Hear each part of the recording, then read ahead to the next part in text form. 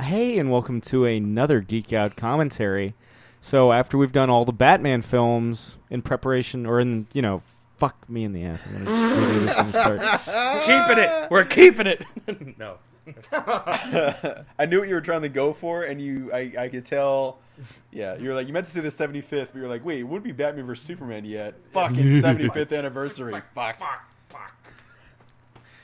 I love that every time, like, I know you're doing this, you're going, hey, eventually it's going to be, hey, welcome to, like, if you listen to the first one, it's like, hey, welcome to, and now it's, hey, Hey.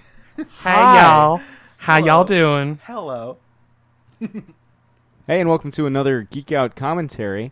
I'm Sam. I'm Chris. I'm Jake. I don't know why I was questioning that, but yeah. So after doing all the Batman movies because of Batman's 75th anniversary, we've got a new Avengers movie coming out this year. Like, it's the culmination of everything we've seen since the last Avengers film. So we thought, in the spirit of equal opportunity, if we did a whole shitload of DC Comics movies, let's do a whole shitload of Marvel movies, which is to say every single one made by Marvel Studios. Yeah. Woo-hoo. So, of course, all the ones leading up to the Avengers. Yes. And beyond. And beyond. All 10. Son of a bitch. You guys are with us doing Marvel movies for a long time. Yeah. Unless you'd rather enjoy the first quarter of 2015. Yeah, unless you'd rather re-listen to Waterworld like 10 times. Which, more power to you. Yeah, it's actually one of our more popular commentaries. So far, yeah. Yeah, but hopefully it'll change. So hopefully you guys get taste. Yeah, learn from our mistakes, please. Don't do what we did. Yeah, learn. But this is the one that started it all. This is Iron Man, the movie that relaunched Robert Downey Jr.'s career, that proved that Marvel could produce their own films. Huzzah. And arguably, Jake, you would still say maybe the best Marvel in-house film? Maybe. When the credits roll, because it's been a while since I've seen it, but every time I've watched this movie, I have loved it. I think we've all loved this movie. Oh, every time yeah, we watch yeah, it. It's a yeah. great movie. But I don't Still know. the best Iron Man film. Oh, absolutely. Definitely. Yeah, get back to me when the credits roll. We'll see. Because, like, if it's not number one, it's definitely, like, top 3 for me. Yeah, definitely. I put it in top 5. Chris, any recollections about this film when it first came out in 2008 or beyond? No, not really. Nothing special. I mean, I remember when Iron Man 2 came out, I had some fun, and I got to do one of my first, movie theater double features because they showed Iron Man and Iron Man 2. I will say, that was fun. Probably still to this day, this was the Marvel movie, outside of, like, Spider-Man, of, like, Marvel Studio stuff, the most excited I've been for. Like, I was waiting forever for this movie. Like, I was following this back when they were like, Tom Cruise was attached to play Tony Stark, you know? Yeah, wow. And so when they played the first trailer, and I loved it, you don't see him, you just see his eyes. I remember in the trailer for the teaser they had, I think they showed it during Comic-Con, and you see him kind of land, and you just see the eyes light up and the arc reactor in the chest. And I was like, oh my God, we're finally going to get an Iron Man movie. Yeah. Visually, it was, like, spot on and pretty close to the source material. Yeah, and so I think still, like, in terms of, like, just being so jazzed sitting in a theater, like, I've loved all the Marvel movies, but I think this is the one I was most excited for still, before it came out. I do remember I wasn't a huge Iron Man fan in the comics. Like, I had read a couple Iron Man stories, mostly Ultimate Iron Man, or Iron Man Ultimate Comics, whatever. The one by Orson Scott Card. Yeah, that one. Like, that was really that, and then I knew about Demon in a Bottle. Like, that was, like, all I knew. Iron Man versus alcoholism. Yeah, that was all I really knew about Iron Man. And when they announced Robert Downey Jr. was going to be Iron Man, Tony Stark, I was like, yes. I never had problems with the casting. Yeah. Nope. Yeah. Not at all. And apparently he really wanted this part. He helped. Apparently a lot He's of this... been working on it since the 90s. Yeah, method acting.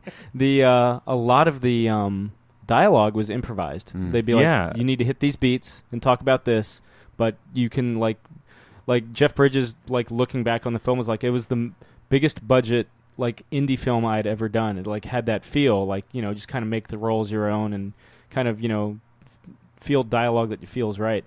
So, yeah, it's definitely... I remember Iron Man had such little exposure as a character up until this film's release that I remember that summer one of my coworkers was like, so is this, like, based on a true story? Because she saw, like, the Afghanistan, like, stuff, and I was like, I've lost my faith in humanity by that much more now.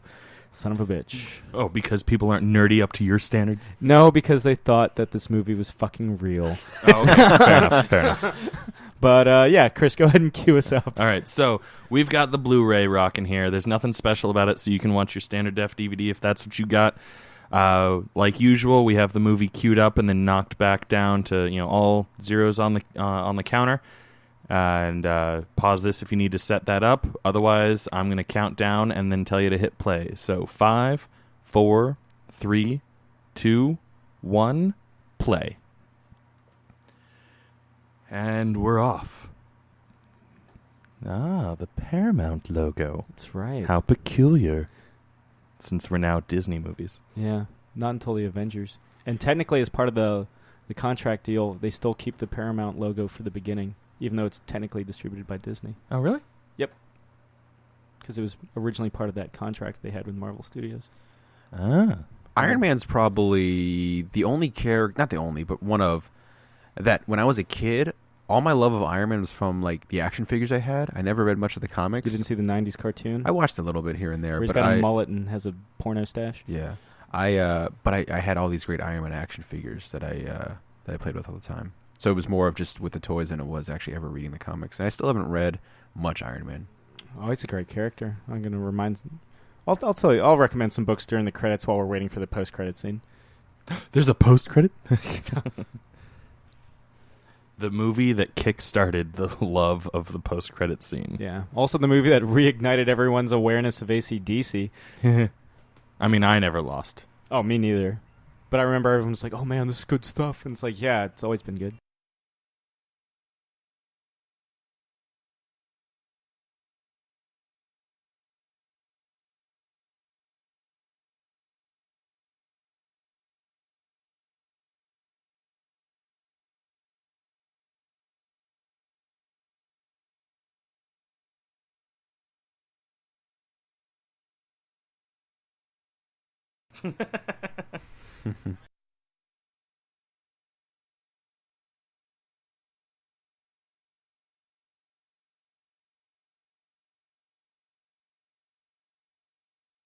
Just think, when this movie came out, hiring Robert Downey Jr. was a liability. Yeah.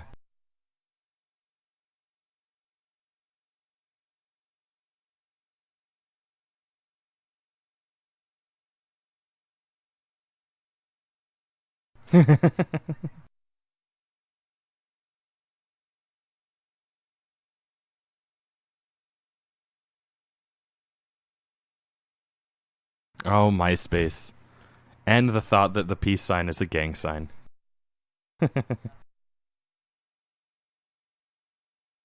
You just press the button. Yeah, it's a point and shoot camera for a reason.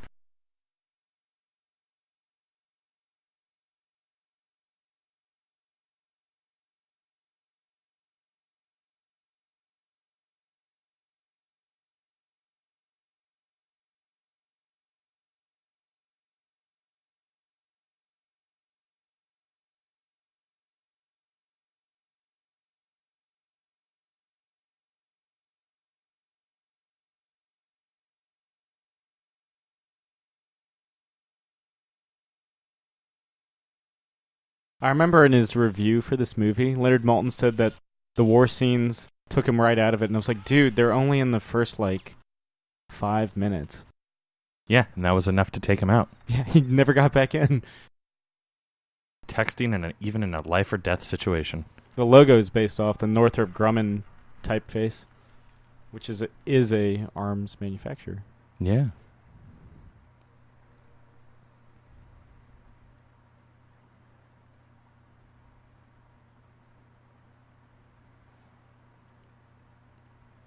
I think in the original comics, it was Vietnam. Yeah. But Warren Ellis updated it with the extremist storyline, which was honestly one of the all-time great Iron Man stories. If you're looking for a good jumping-on point, that's it. About the self-made man. Literally. Now, in the comic books, it's not the arc reactor that's, keeping him alive, right? I mean, not anymore. When it first started out, he did have, a disc thing in his chest. But like it's not. But was it the same like kind of storyline as this, where it's like keeping shit out of his heart? Or yeah, basically. Oh, okay. Now it's something different. Well, now it's like it just keeps him alive. Like for a while, that's Bill Gates. If you didn't get that, along with really awkward-looking young pictures of Robert Downey Jr. But and that's also not the guy that plays his father. John Slattery, yeah. In Captain America. Yeah. Or even the guy that plays his father in Iron Man 2, right? John Slattery in Iron Man 2. Yeah. And it's Dominic Cooper in the first Captain movie. Yeah. Intense. Do you guys know who created Obadiah Stane? Denny O'Neil. He was watching the trailer for this movie, and they mentioned Obadiah Stane. And he's like, I'm pretty sure I created that guy. So he got in touch with Joe Quesada and was like, hey, man, just let you know, I created that guy. By the way. Yeah. What do you guys think about... I'm bummed he didn't stay. I like him. Yeah, I like Terrence thought he was Howard. great. Well, I like his acting. Apparently he is a chronic domestic assault person. Well, no. Yeah, but like I liked him in this movie when I saw it. Yeah, I was really rather upset that whatever happened. What did happen? Apparently, he was the highest paid actor because he was the biggest ticket actor. That's true. At the time when the first film came out, and I think he wanted to, everyone got Gwyneth Paltrow and Robert Downey Jr. got a huge raise for Iron Man 2, and he didn't and wanted one, and he was like, well, they were like, well, bye. Gotcha. I'll never get used to the sight of skinhead Jeff Bridges.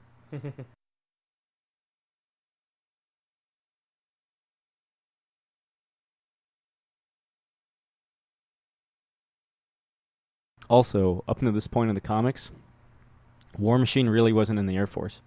He was just Tony's buddy. And they kind of retconned it after the popularity of this movie. They're like, oh yeah, he was always in the military. That's Ruxin's wife, I think, from the League. No. No, I don't think it is. You don't think it's Nadine Velasquez? I don't think so. No, it's not. Check the cast roll in 2 hours. There's the facial hair that launched 1,000 imitations of that facial hair. Yeah, God. If you guys don't know, it's Jon Favreau in the background, the guy that directed the movie, is Tony's bodyguard, Happy Hogan. Also directed the second one.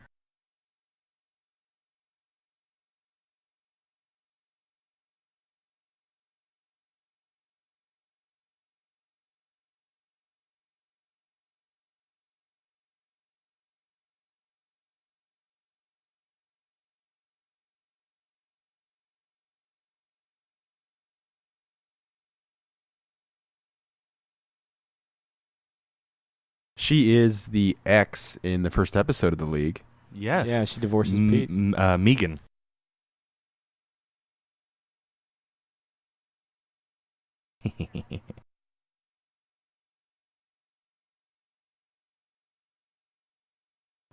Is this your favorite Downey Jr. Iron Man performance? Probably. I mean, I really like him in the Avengers, even though it's more of an ensemble piece there. I love his introduction in Avengers. When you have Shoot the Thrill playing, and he comes in and saves the day. It's awesome.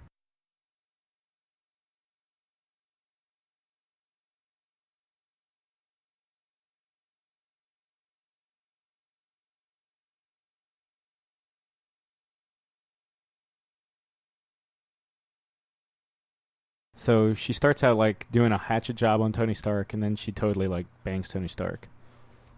Wouldn't you? Yeah, okay, fair enough.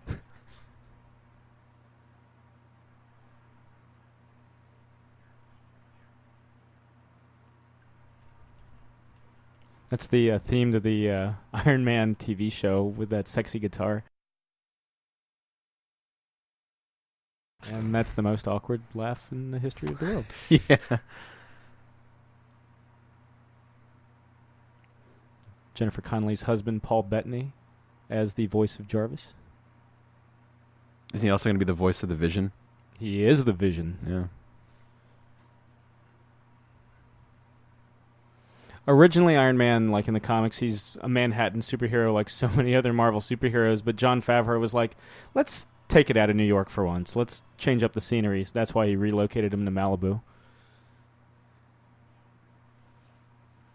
I think one of the coolest scenes to kind of go in the Iron Man franchise is the destruction of this place in Iron Man 3. Yeah. Yeah.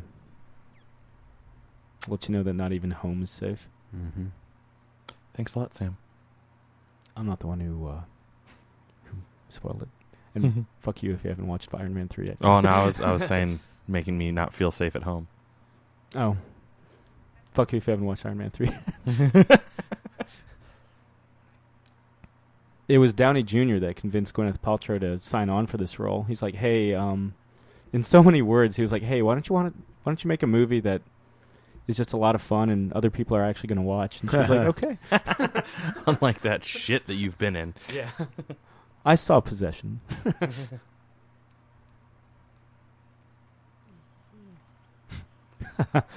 Suicidal tendencies. Oh, man, this song. I just wanted a Pepsi! I feel like it was Downey Jr. that selected this song. He's like, I want this. I feel like he selected, like, the soundtrack. Yeah.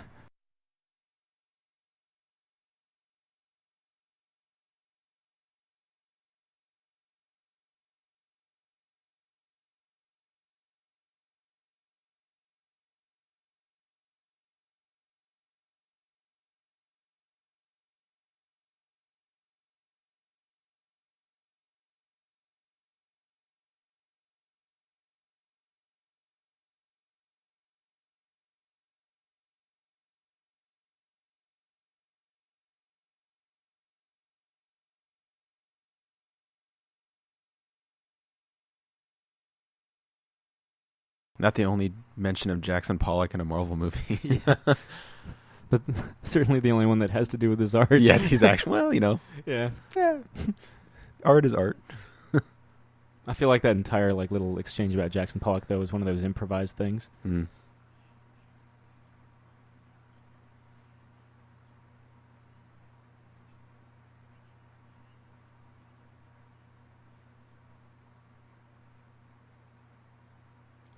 Iron Man drinks Perrier. I was about to say that, too.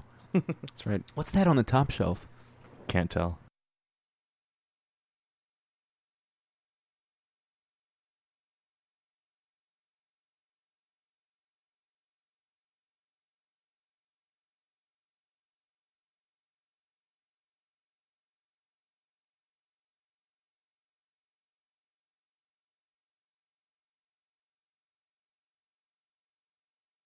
Tony Stark drives Audi, and so should you. So if we're keeping a running tab, that's drink lots of Perrier and drive Audi cars, kids, and you can be just like Tony Stark. Wear a goatee.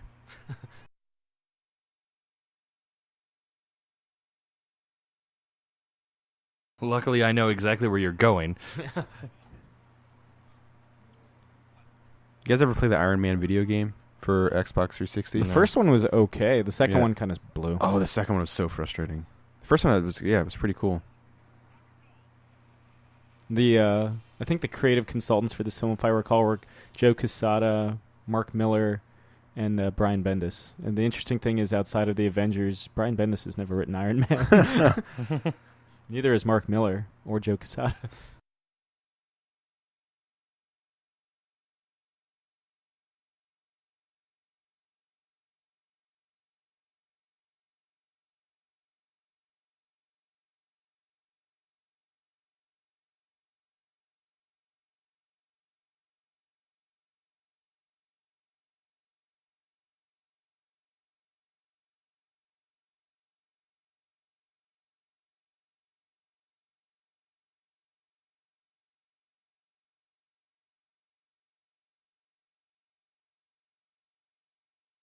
I think that's a Ghostface Killer music video in the background. In a deleted scene from this film, Ghostface Killer is at one of Tony Stark's parties.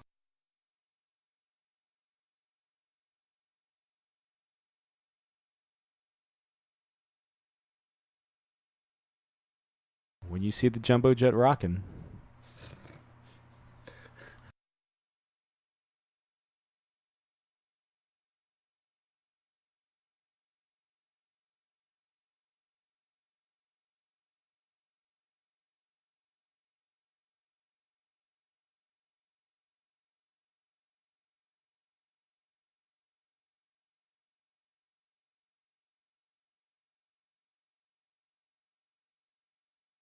I want people to fear how much they respect me. I got that. It was an Office reference. Damn right. And I'll do it again.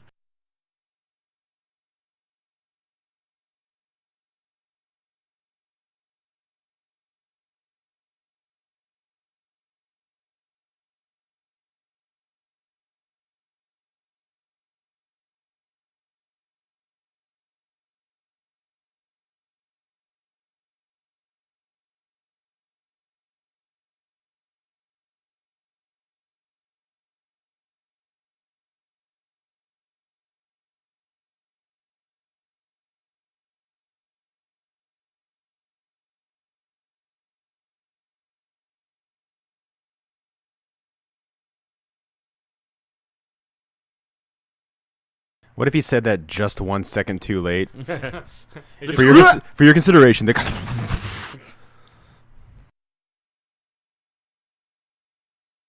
that right there. That's a life goal right there. Oh, to have like portable scotch things. Yeah. Hey, there's a look. Yeah, is he getting like? It's kind of subtly implied that he's like getting blown like during this.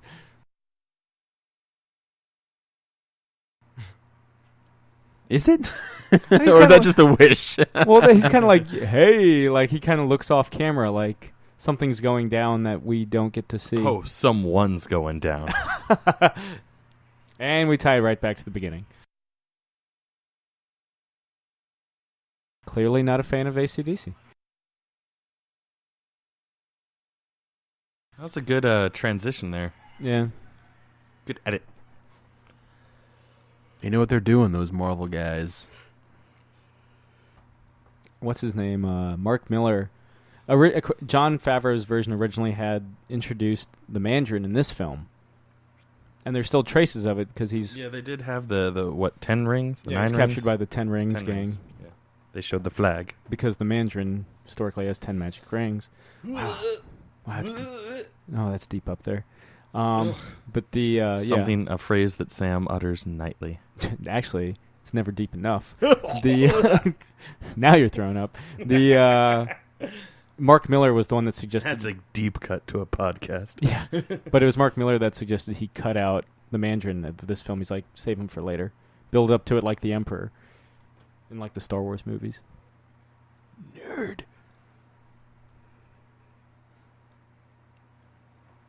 Car Battery Man just doesn't have the same ring as Iron Man.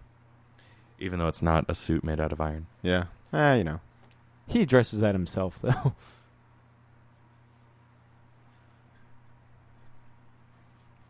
It's almost as terrifying as waking up without your kidneys. Or being a human walrus.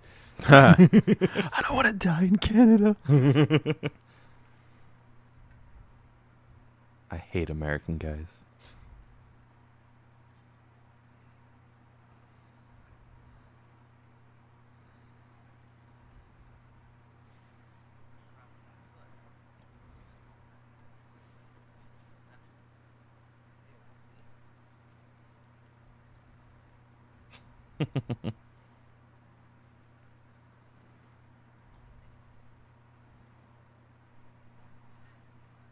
Oh, so they're created by Robert Kirkman?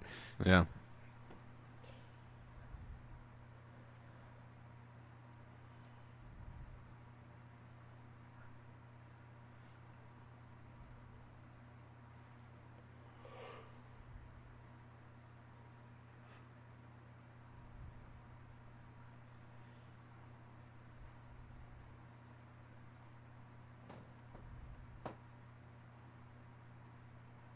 I feel like that gets referenced in Iron Man 3. Mm-hmm. Is it? I'll save that for the Iron Man 3 commentary.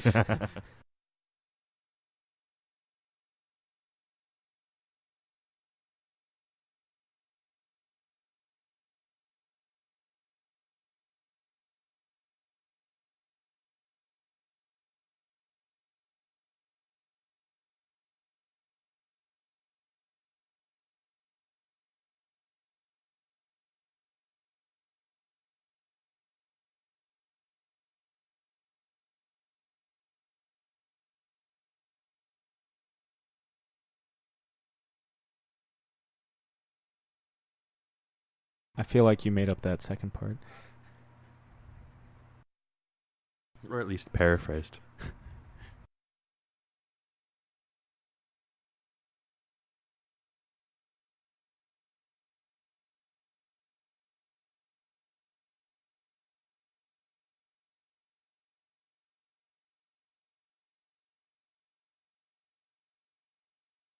Couldn't they just steal it? Weren't they, like, didn't they demonstrating it? Yeah. I mean, didn't they just kill, like, all the army guys there? I feel like that was a different convoy. Because remember, he was just being transferred. Yeah, and he tells Rhodey, he's like, hey, this is the fun V, not the humdrum V. And then, like, totally bites him in the ass. Fair enough.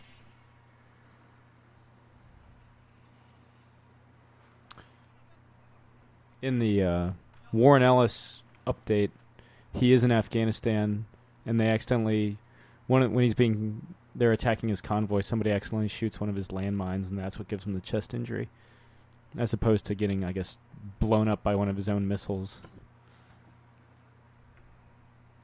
But yeah, seriously, if they have all this Stark stuff, why do they have to make him make also the Jericho? I feel like the Jericho is still a prototype, too. Mm-hmm.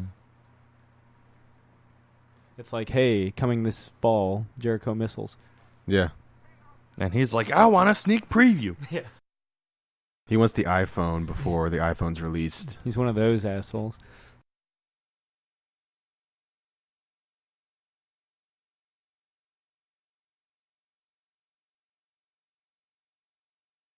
That being said, how R&D is Tony Stark with making missiles? Yeah. Like, I'm counting on you as, like, CEO of said company to be able to build, like, this really advanced fucking missile with your bare hands. In a cave. With a box of scraps. With shrapnel trying to kill you. Hey, look, it's the captain that gets killed by Eric Bana in the Star Trek reboot.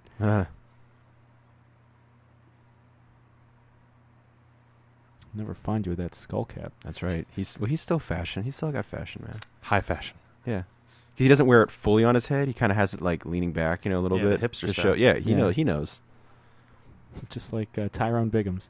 I like the Newsies cap the other guy's rocking, too. Oh, yeah. Timeless.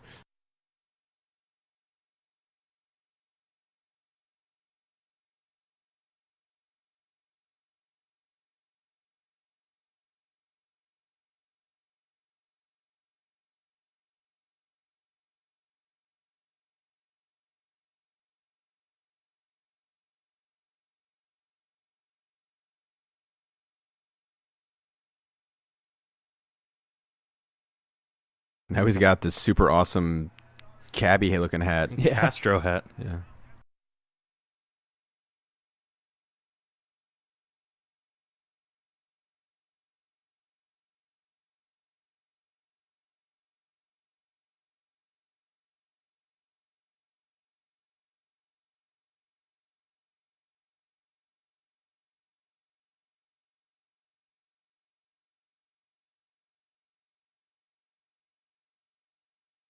Urdu means Pakistani people.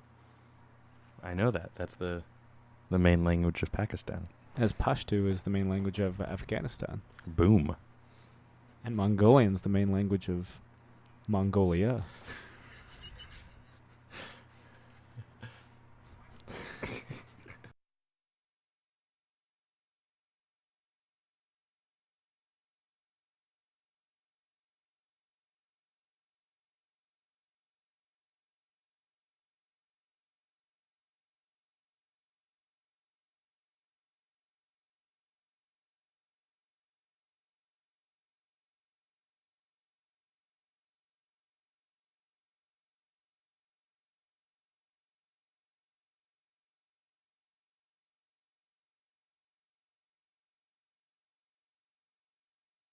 Bacon bread with Tony Stark.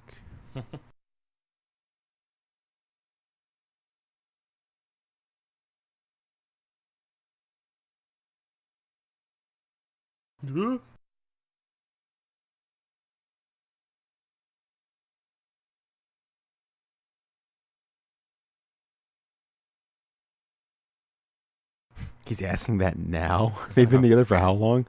Days. He's been calling him, hey, you. Hey, guy. Guy with the glasses. Yeah. Four Guy eyes. that saved my life.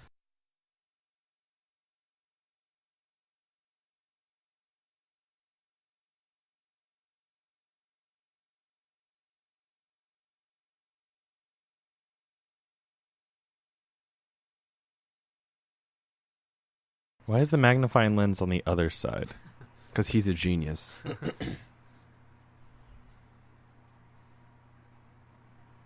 He's like Kanye West. A genius. Yeah, totally.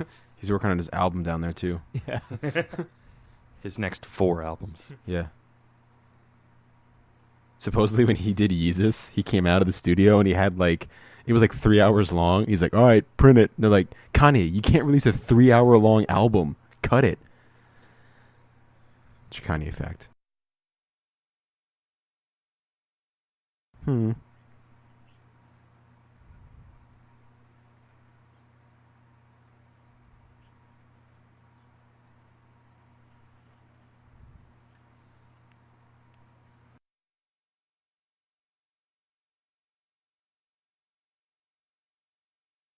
When it came to coming up with the concept art for the Iron Man suits in the Iron Man films, Favreau enlisted Adi Granov, who provided the art for, again, to go to Warren Ellis's Extremis. Extremis? They remember how pissed you were during Iron Man 3. It was like, it's Extremis. Extremis sounds so weird. Whereas Extremis sounds extreme. Damn right. And I'll do it again. It's like the Tron discs. Give me some skin, all right.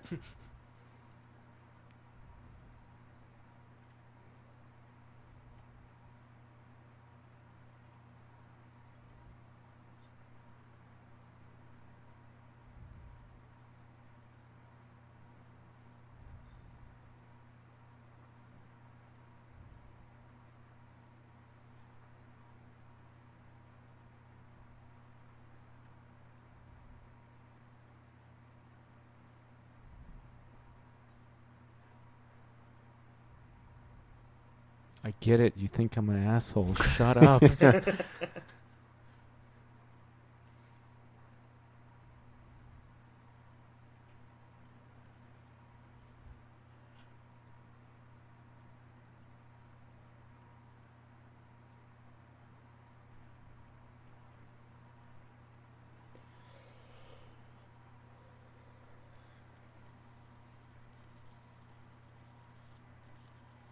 Kind of looks like a proton pack.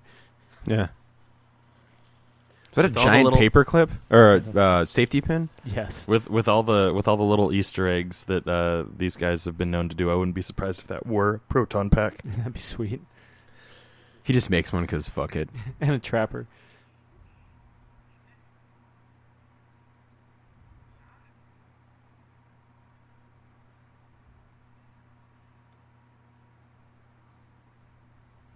I feel like I will be speared in the next Star Trek film. And I can't have that shit. Doesn't look like a missile.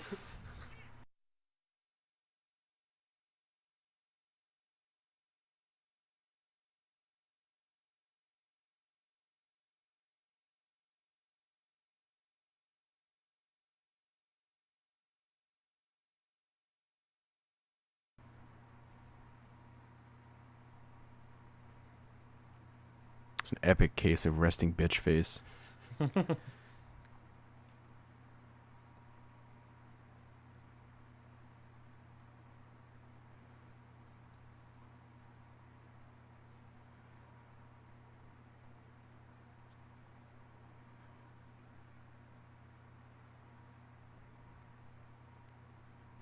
Hawkeye. It's a Hawkeye reference. There's some people that go like ape shit over the smallest things like that. Yeah. There's some people that go apeshit over a Hawkeye, and I don't get it. Fucking shoots bow and arrows. Hey, man. Until he wears the comic suit, I don't give a shit.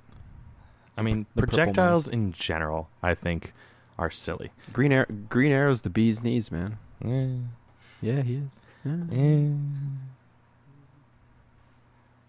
Swords, man. Swords. So like you don't have to reload. Yeah, he does run into that problem in that movie, doesn't he? The lack of arrows. Yeah. Are we just going to keep getting quieter? Yeah. Quieter. I do like how he fidgets with the ring. NPR. Yes. Sorry. But I do like how he constantly fidgets with the one ring. Mm-hmm. I feel like they were going to, if Favreau directed Iron Man 3, they would have gone a different direction with the Mandarin. Yeah. You mean not had it be a big parody? Facade? Yeah. I was trying Facade, to... yeah, there's that's some what kind of sexual term for it that I was trying to... Cleveland Steam.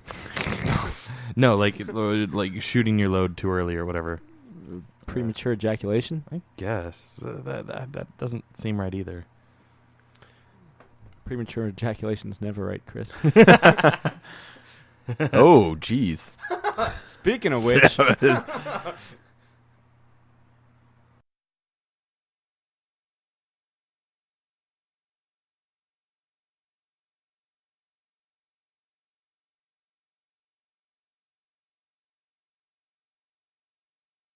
Quickly, all guns on him. He's clearly unarmed. Yeah. What is this guy fucking Scorpion holding up his hand like he's gonna? Yeah. Get over here.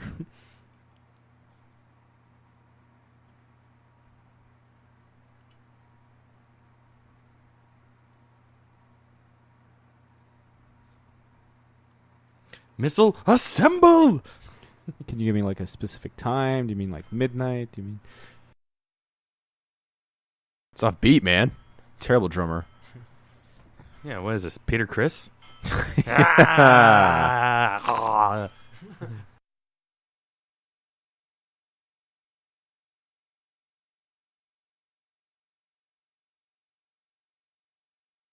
Imagine if he didn't do that on first, like forgot to, and just totally Doctor Doomed himself.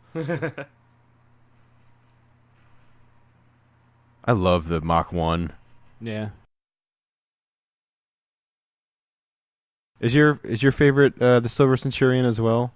Armor? I mean, my favorite Iron Man story is Armor Wars, which is the basis of Iron Man 2. And the main suit in that, to tie it all back to your question, and actually fucking answer it, yes, is the Silver Centurion. Well, no, that's the classic Sam Stone. Maybe get a little history lesson. Maybe some kind of sexual innuendo in there as well, and then we get the answer. Yeah. Come to me with all your sex advice.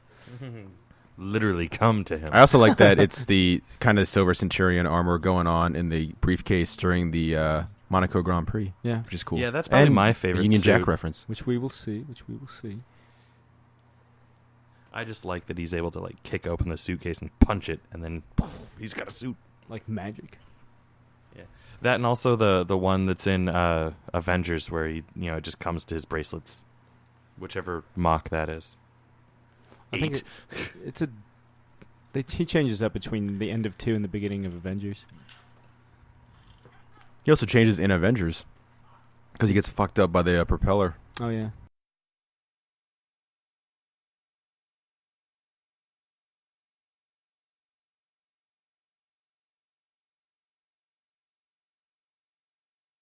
Hey, it's the proton pack.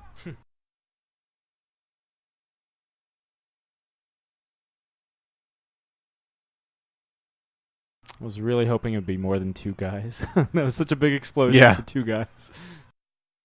It's known as blowing Robert your load Downey, too early, Chris. That's it. That's the one. Just like the proton pack. Yeah. Keep an eye out on these guys that are charging into the workshop. I'll point out one of them. He might be a famous guitarist.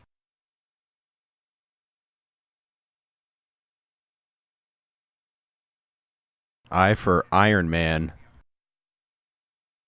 Oh.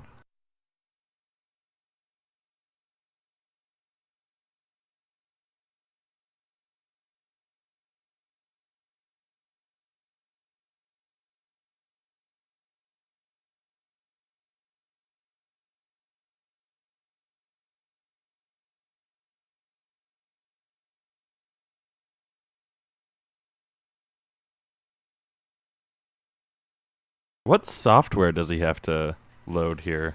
It looks like Matrix era level stuff. I'm just saying. It's a suit. I the guess Han it has Solo thing going on in A New Hope. Yeah. Except, I guess it has an onboard computer. Yeah. I mean, it doesn't have Jarvis like Mach 2 does. Yeah. Oh, this part's so cool.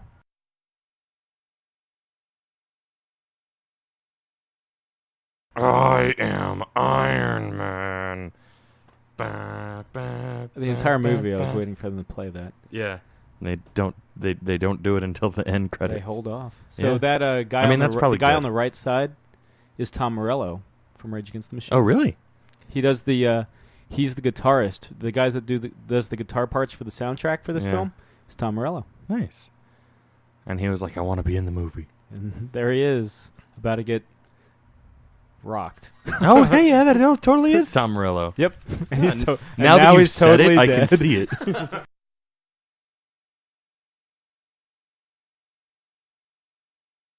I totally got him right. Oh, fuck me. He's out, right? Where did you learn to count? I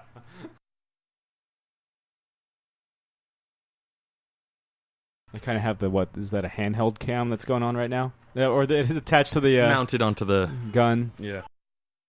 I don't know what the guy was planning here. Clearly it didn't work out for him.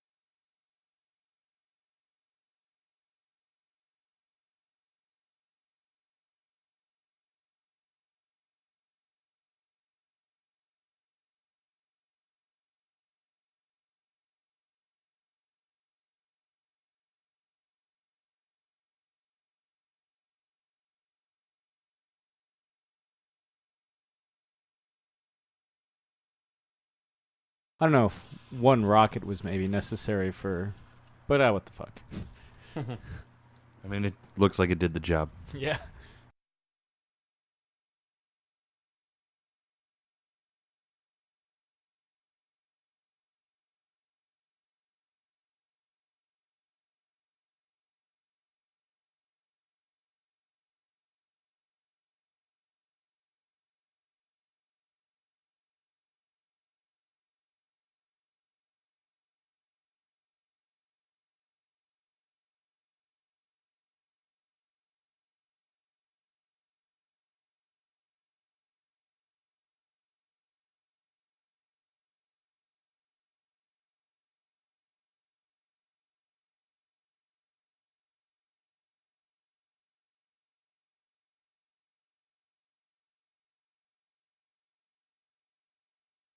Business style.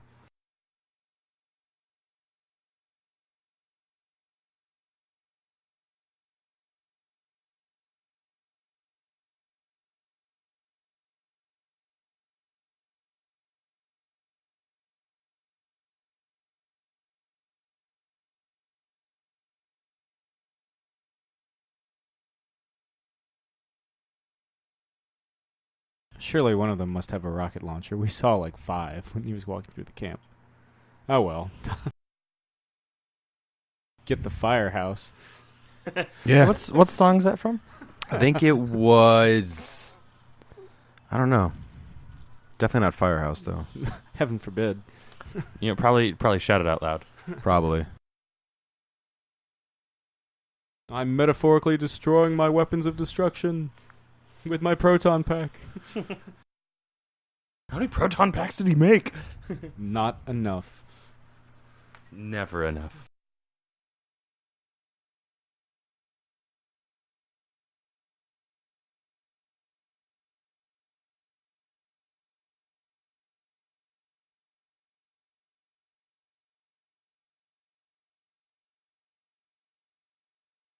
This is like starting to suck. Iron Man, more like Fireman. Okay, fine.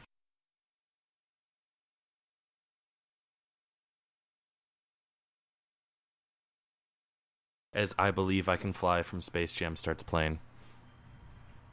I forgot that song was in that movie. Yeah.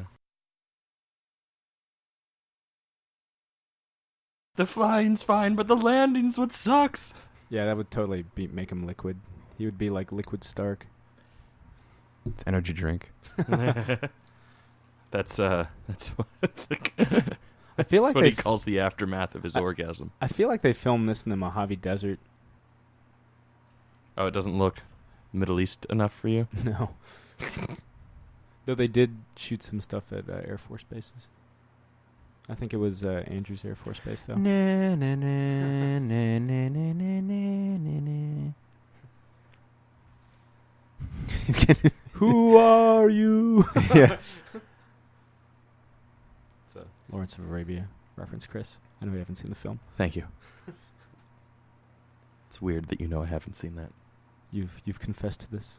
Oh, have I? Yes. No, I mean, I haven't seen it, and I don't care. What? You would freak out about that movie, dude. Like filmmaking stuff, you would freak the fuck out. Yeah. It is 3 hours long. Yeah, that's what I'm not looking forward to.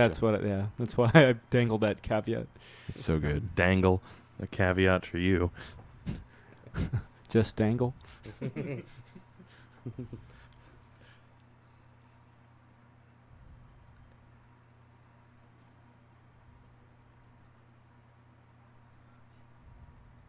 Dude, like, everybody died. Yeah. Why can't I quit you? Like, you quit Iron Man 2, Howard? Oh! He is still sore about that. Really? I would be too. Yeah, especially considering how big Marvel films have got. Oh, yeah. He even says in this movie, like, next time. And it's like, no, Nah. not for you. Yeah. I wonder if Ed Norton feels the same way. He did. He's like, though he was only ever contracted for one. Yeah.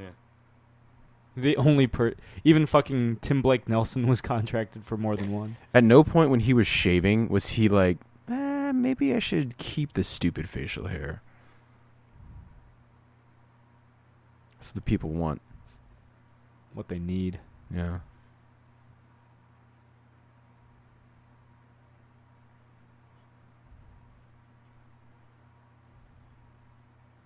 An advertisement. It worked for me, dude. I was craving some Burger King Dude, like crazy. yeah. After Every this time movie. I watch this, I mean, too bad they're going to be closed by the time we... Fuck, they are. Yeah. Damn it. Yeah, No, they usually stay open pretty late. You know but what it'll pissed be me off? The one that's like right here near us, or near me, since you by guys don't live here the anymore. McDonald's and Yeah. the Wendy's. It's. Oh, I'm sorry, I was the Wendy's. checking- Yeah. Yeah. I was checking online and it was like open till 2 a.m. or something like Mhm. that, and it was like 1 o'clock, and I was Mhm. like, good, I want some fucking Yeah. Burger King. Drove over there, fucking all Really? lights are off and everything, and I'm like, son of a bitch. Thank Bummer, God though, the 'cause I want some McDonald's Burger across the King. street is 24 hours. I want Or the drive-thru is. Yeah. Yeah. I want some Burger King, man. Oh, in New York, the Burger Kings were 24 hours. Really? Like I never had Burger King in New York. In Mussolini's Italy, the trains ran on time. That's not true, actually. It's not actually true at all, but it's a Nazi popular Germany. phrase. Nazi Germany, the trains ran on time. Yeah, but... Mussolini, only one train Hey, ran look on who time. it is. Oh, first appearance. Oh, Clark Gregg. Fresh from the... For some reason, everyone's favorite fucking character in this entire series. I mean, he's good, but I don't know if... I don't have the hard-on for him that everyone else... Like, I felt bad in Avengers when he dies. But, like, I don't fangirl over him Yeah. like Josh does. And, I mean, you know, everyone else, but... All I knew him from was the New Adventures of Old Christine. Uh-huh. And he has a recurring role in The West Wing. And he bangs Miranda on Sex in the City. That was an improv thing by Downey Jr. to have everybody sit down for this. Originally, he was just supposed to have the press conference.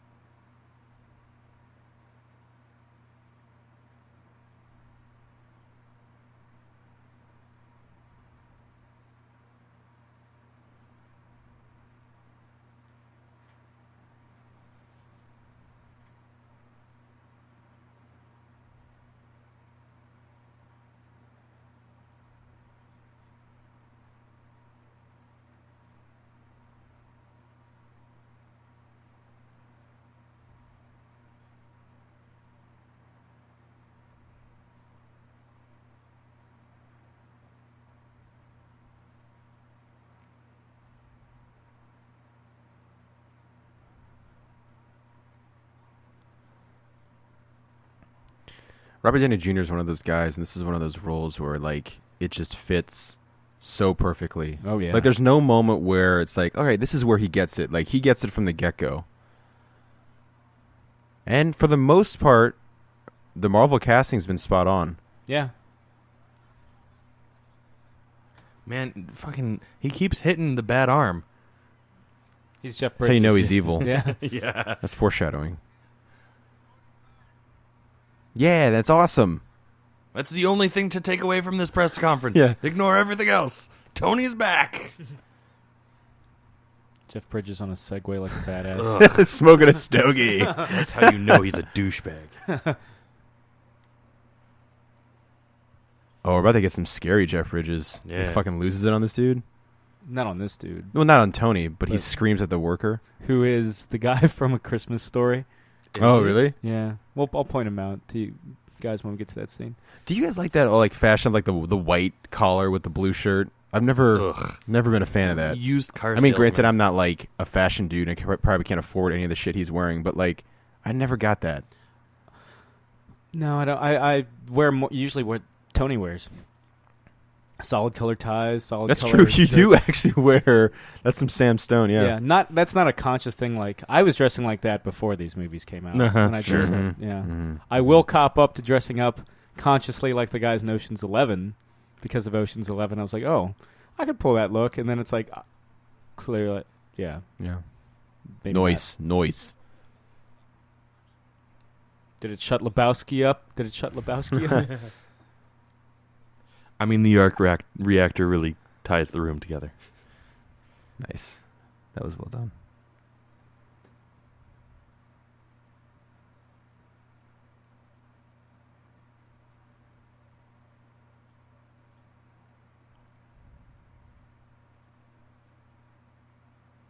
Ooh. Whip it out, Tony. You want to be famous, don't you? I'll make you a star. Gonna be a star, don't you? Horny Jeff Bridges face. Jeff Bridges. It's from what is it, like those Honest movie trailers or Oh, whatever? yeah. For Tron Legacy. Oh, nice.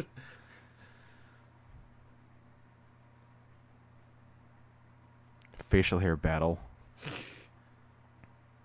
Apparently, Jeff Bridges had been interested in shaving his head for a role for a while. He just needed that final push. Yeah, as soon as he heard, that's what probably got him the honestly Yeah. attracted him to the role. He's like, oh, Also, cool. I think Denny O'Neil's like favorite actor, if not favorite, like top actor is Jeff Bridges. So he was like over the moon that Jeff Bridges is playing a character that he created.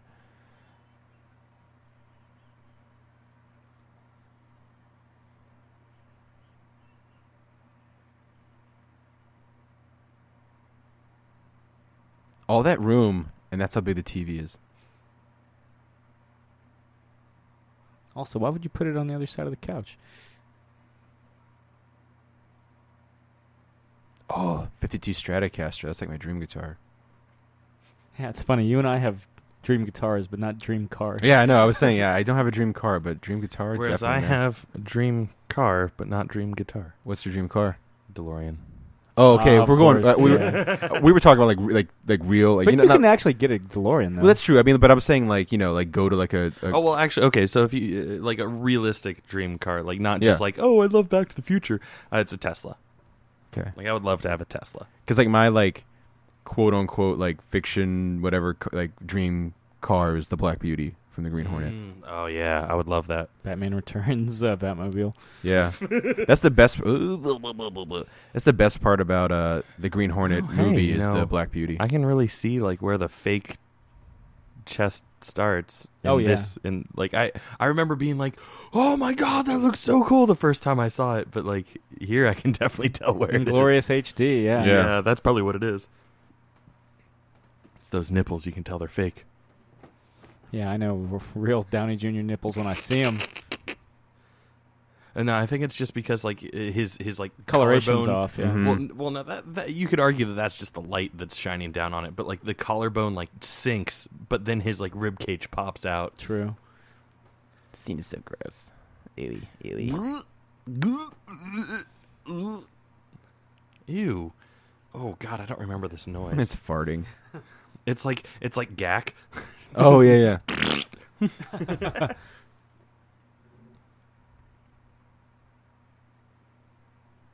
You have no idea what you're touching. It's Operation.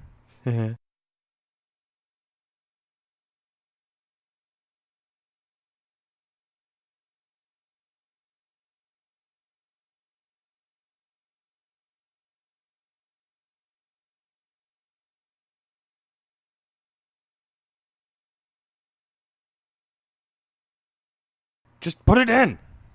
The Sam Stone story. Yeah.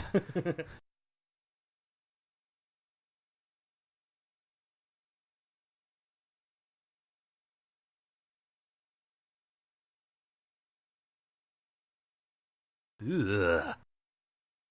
It's like the aftermath of a Sam Stone party.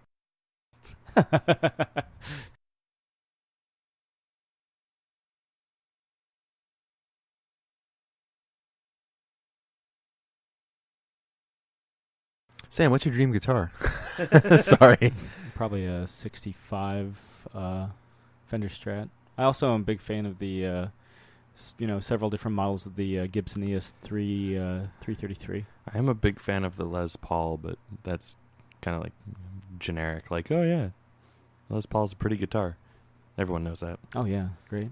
It's a fantastic machine. I would like a Flying V at some point just because they look so ridiculous. Gibson Flying V. Yeah. With like no tuning knobs at the top, like just whatever the hell you call that. Headstock? Yeah. Sure, why not? No tuning knob, like so no tuners up top at the end of the fretboard and like, just the Flying V.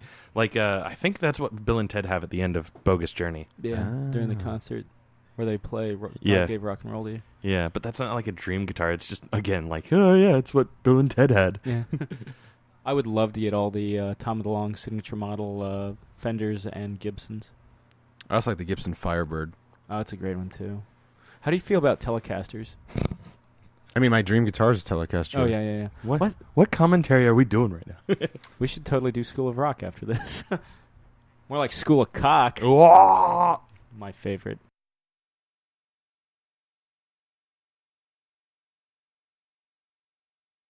He always has the coolest jackets.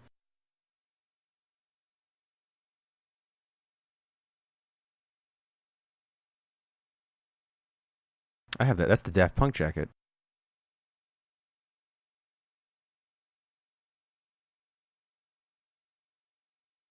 The Human After All.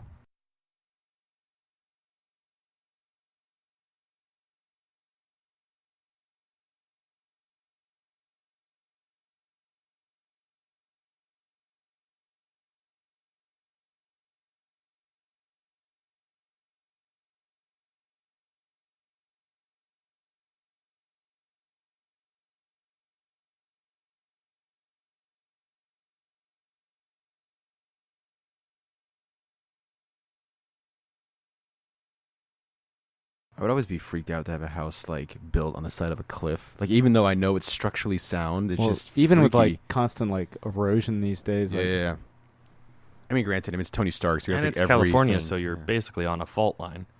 Oh yeah, that's true. Otisburg. It's a nice place, Mr. Luthor. I have to say, there's a DC reference in a Marvel movie. The thing that I want the most is his workshop graphical user interface. Not even the just like the workshop period.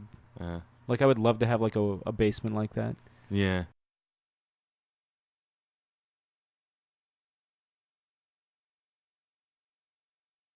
Man, they're looking for those droids, aren't they? Mm-hmm. We ain't found shit! Yeah. Combing for droids. Sir, do you think you were taking this a little too literally? There's a trailer moment right there. Yep. One perfect shot. Yeah. You should really... it's a Bond villain. You should really get a bandage where there's a lot of blowing sand, man. Yeah. Oh, that would be terrible. It's going to corrode the artery. Like the carotid artery. I get it. For those of you that are not in the room right now, I was punching Sam, waiting for a response. Again, I'm glad I stood over here with. I always make sure I'm within arm's distance of Chris. We can. Yeah. We can dap. You can bump. That's about it. Bump, bump, bump it up. No, that's fine. I do love that his first robot creation is like a staple in all of the Iron Man films. Mm.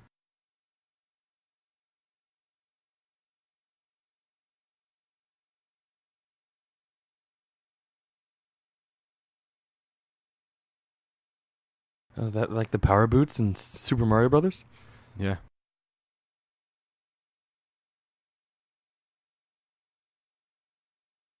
So this is like Rocketeer controls. Yeah. Except their test was putting it on a statue and the head getting blown off.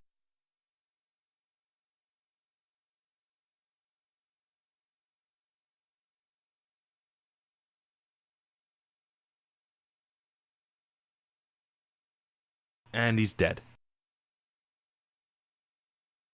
I remember that in the theaters, everyone always got the strongest crowd reaction. This part is just so cool. When I was working on like my term paper in college, I would play this song like as if like writing a paper about Washington's first inaugural address was equivalent of coming up with a high-tech suit. It's not, by the way. One day I'm going to walk down in our basement and it's going to be just this. Sam's going to be like, hey Jake, check this out. Boop, boosh. Yeah. It's going to be covered in like just duct tape and styrofoam. He's like, look at this armor I made. I'm like, Sam, you need to get outside. It's been 3 weeks. No, look at it. Look at me. There's no Iron bathroom Man down here. Yeah. Cats are just running around terrified.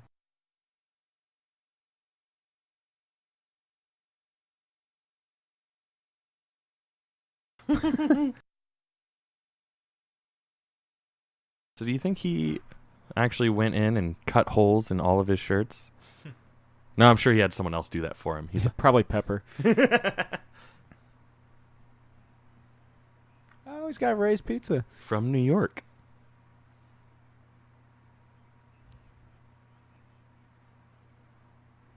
Lay low. No, that's fine. I got the reference. The Borg of directors?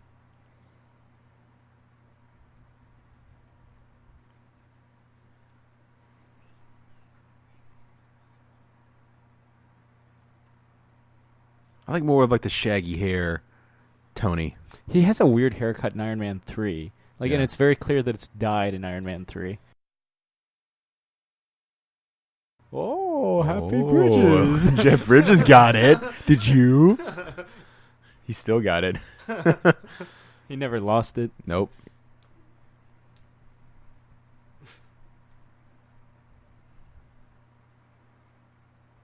A ball?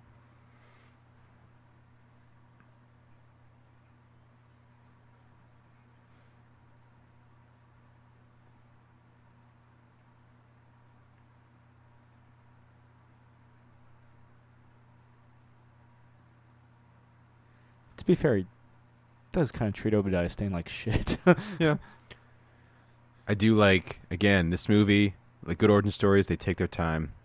They don't rush him in the suit.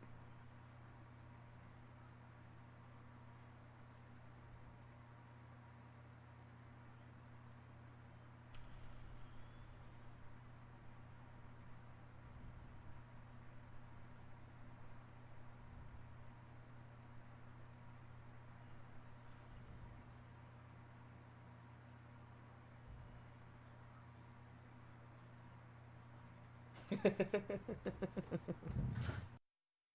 feel like that was probably all improvised.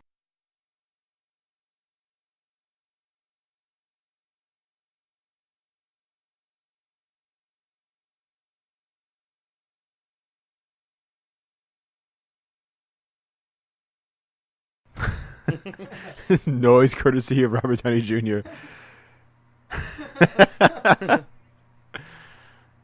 Ruining the paint job of all those cars.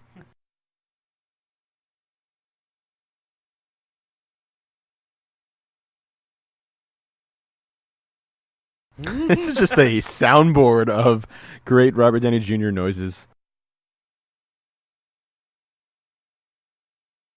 Strike that Iron Man pose. Oh.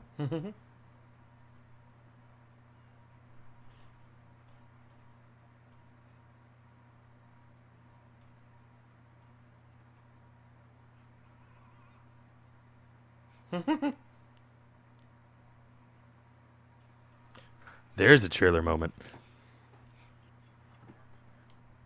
I will say he goes from awkwardly hover to take off. Yeah. Speaking of taking it slow. Yeah. Although he does cause some damage. Oh, yeah. And he does address it, like, right here. Mm-hmm.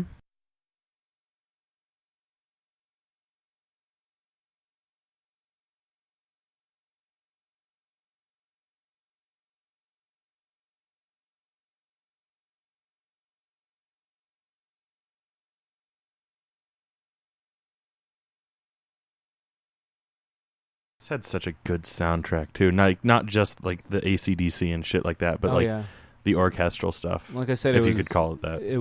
It's Tom Morello doing all the guitar work, and he came, co-wrote it because when he was hired, they're like, we didn't want to just you hire Tom Morello, you just don't make him a session. Oh yeah, you use his creativity.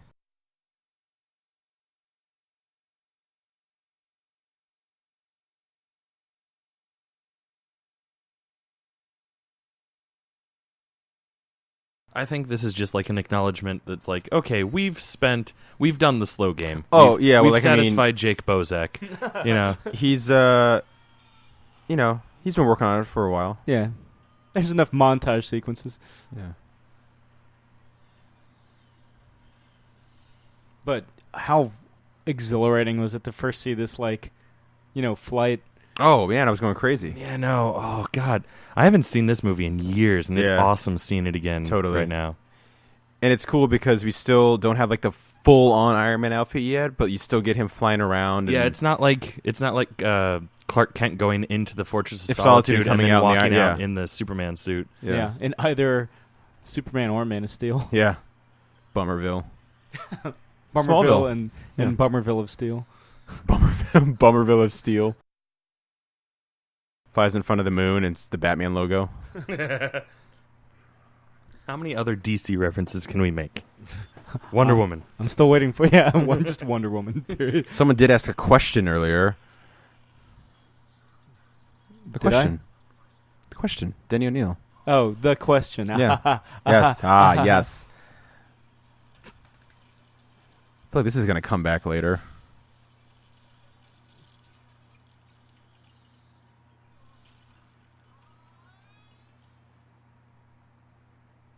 And I'm free falling.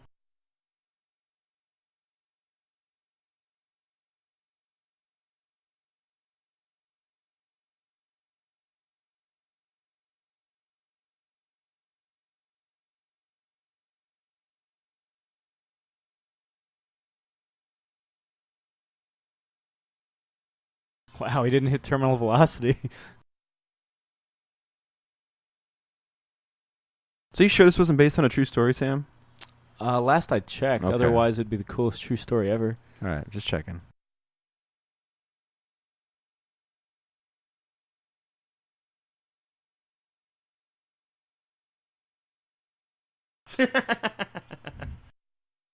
Oh, there goes the coop. Cute little throwback. Hangs head in defeat.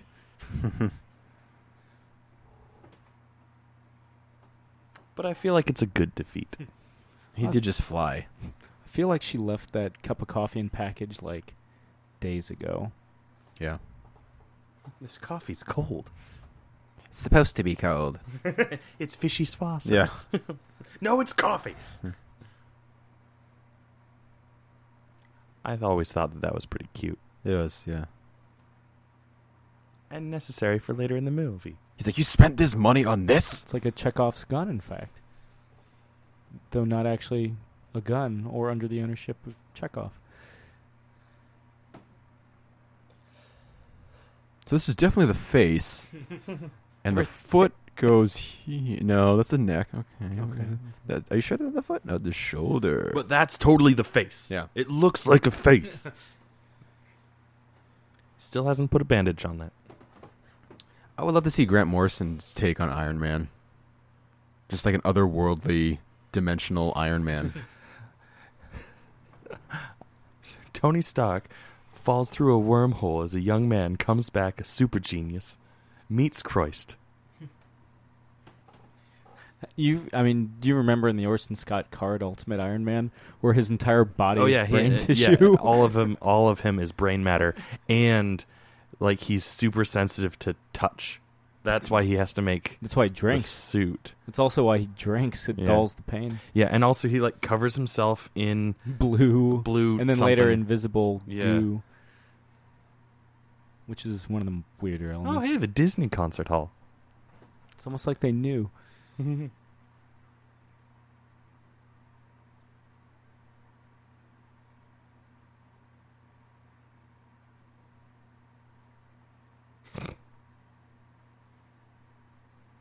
I love like they show that like he made notes on, the faceplate there. Yeah.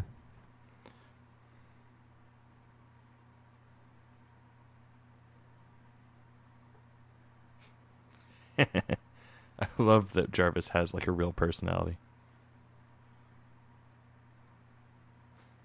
According to Paul Bettany, until the movie came out, he had no idea he was providing a voice for an Iron Man film.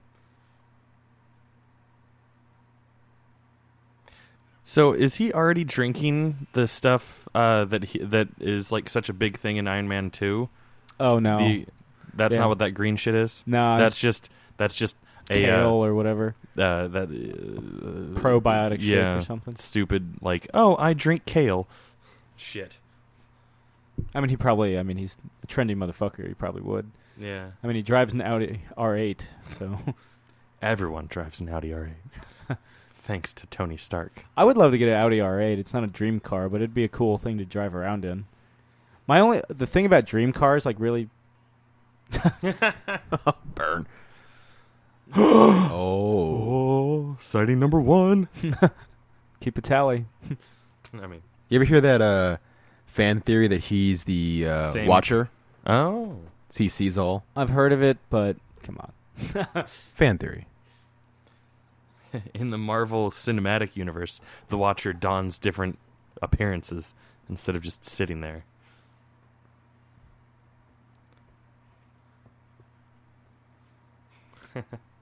Speaking of Stan Lee just showing up, did you know who his favorite DC character is? Who?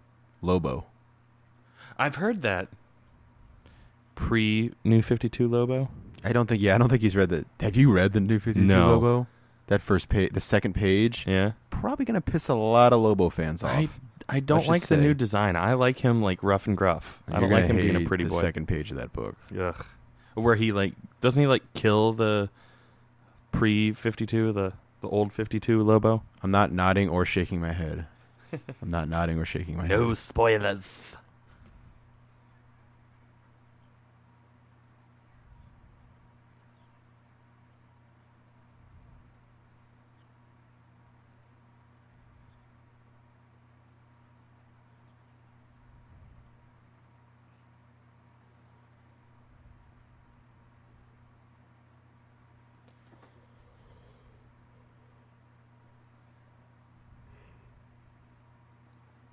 So in the comics, Jarvis is actually like a real butler, right?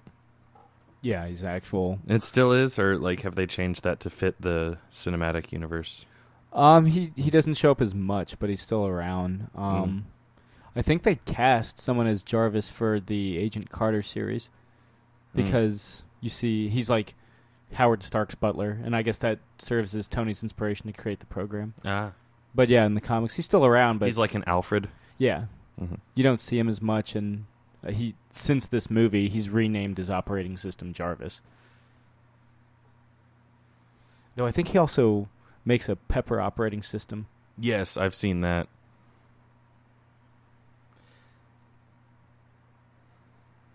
Yeah, like the I read some of the Guardians of the Galaxy rebooted comic that they put out right after they announced that there was going to be a Guardians movie, and Iron Man's part of the first storyline, and he's talking to Pepper just like he talks to Jarvis in this. Right. And it comes up as PEPPER, as acronym. some sort of acronym. Naturally, I'm sure, just like S.H.I.E.L.D., it was just something that was like, oh, that sounds cool, and we'll figure out what to make it later. S.H.I.E.L.D. used to have a different acronym before this movie. Though, for the life of me, I don't know it right off the top of my head. Wikipedia or Google it. Mm-hmm. But after this movie, it was completely repainted. It's like, oh yeah, it's totally the Strategic Homeland Intervention Enforcement and Logistics Division. I like you. Do you like me? There's an alternate take where they actually kiss. But Gross. Favreau decided to hold off.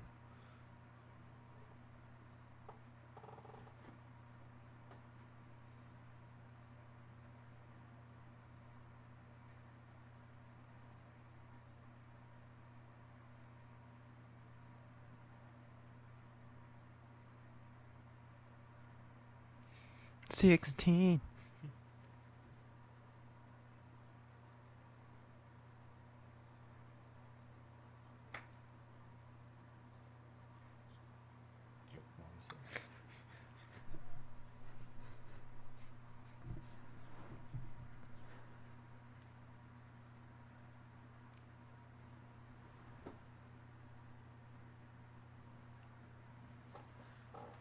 I don't know why, so Obadiah Stane, spoilers, sells the fucking Stark Industry weapons to the Ten Rings.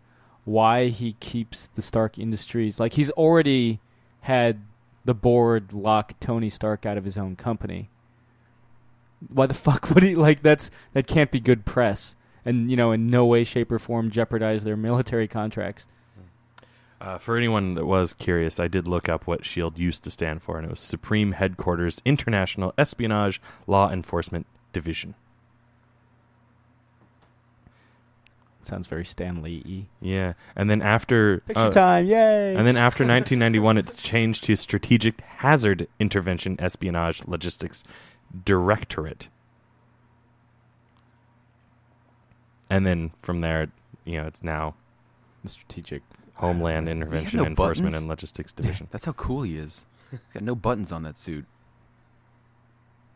Oh, yeah. The loneliest Stark. The best Stark.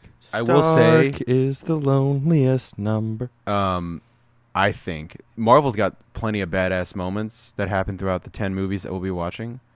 I think this one has the most badass moment. The first... the arrival of Iron Man. Yeah. I remember they made comparisons to when Superman shows up in The Dark Knight Returns in Corto Maltese, taking out the military.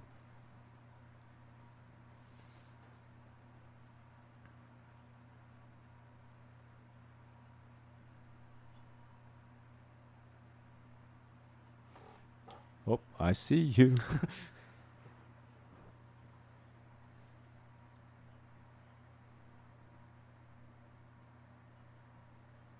Stands up because I'm going to stand in your way.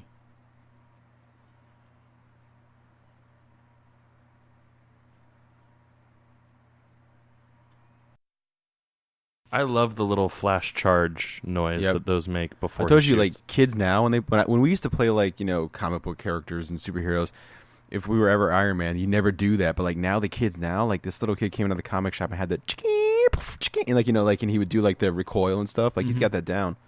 Yeah, it was usually just zap, zap, zap, chest laser time. Yep. And I love that Iron Man is such a huge thing now. It's so cool. I'm waiting for Iron Fist and Shang-Chi to get their moment in the sun. Dude, when they make an Iron Fist on the show and stuff, some straight up badass martial arts shit. Oh, it's going to be so awesome. What about Iron Fist on Ultimate Spider-Man? Yeah. I never understood the hair though. It's so weird. And I don't know. I always liked Iron Fist when he's got a big, goofy grin on his face when he's kicking the shit out of people. Whereas in that one, he's Zen Warrior Iron Fist. And then you read the Iron Fist comic now, and he's like psychotic, and it's just like, oh, just the covers alone. He's just like, I'm like, I think I'm gonna drop this one. It's not poorly written, but it's not my Iron Fist. Heroes aren't born; they're forged.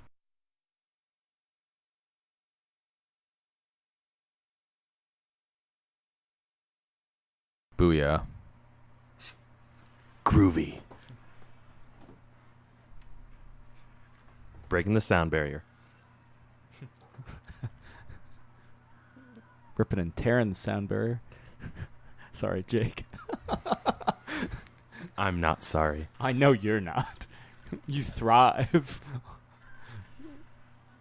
Oh, man, they just took out Uncle Ben and Aunt Beru. Uncle Owen and Aunt Beru. Wow, there goes my geek credentials for the rest of forever.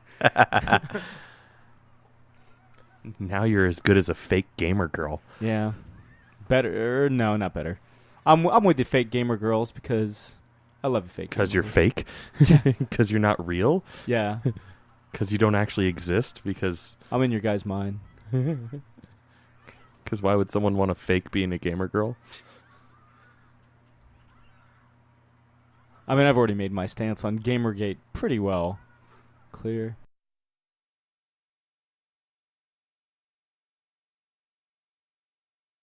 Much like the horse on Ren and Stimpy. No, sir, you don't like it? Yeah, I mean, anyone can play video games.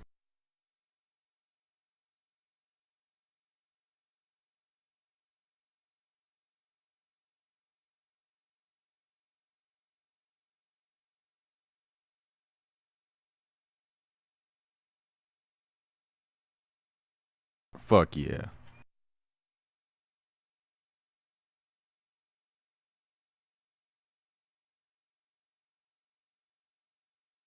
This is the coolest part. Oh, definitely. And the tank.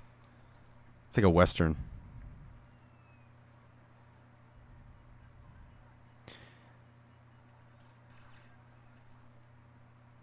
It's funny to see how simple the Iron Man suit looks in this one compared to the other ones. It's like so like, there's more stuff. There's on way top more of stuff it. going on. I like the bulk. I don't like the Iron Man 3 suit.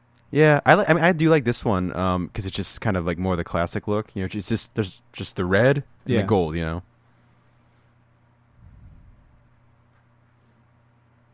It's the RoboCop 2 or the first RoboCop and Dark Knight Returns thing.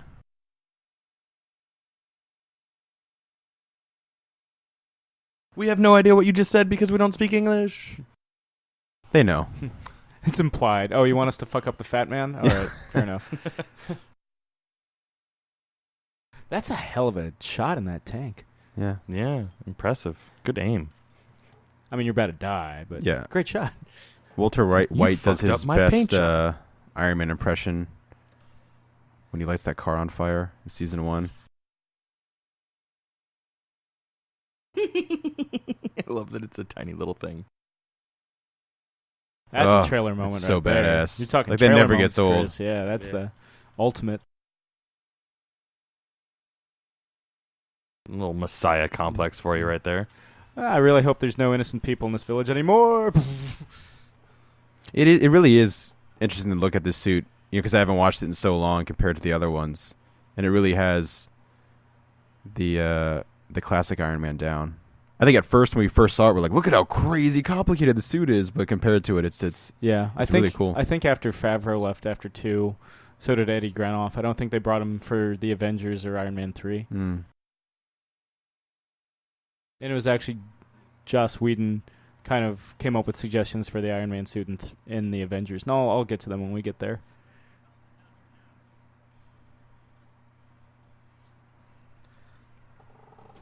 Makes me want to play the Iron Man game.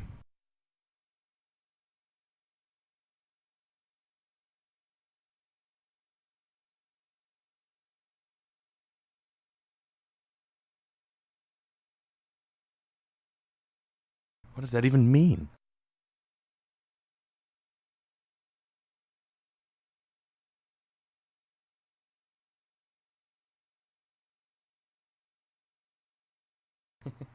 I love that he has his phone built into it already. I mean, granted, it's probably Jarvis just forwarding a call.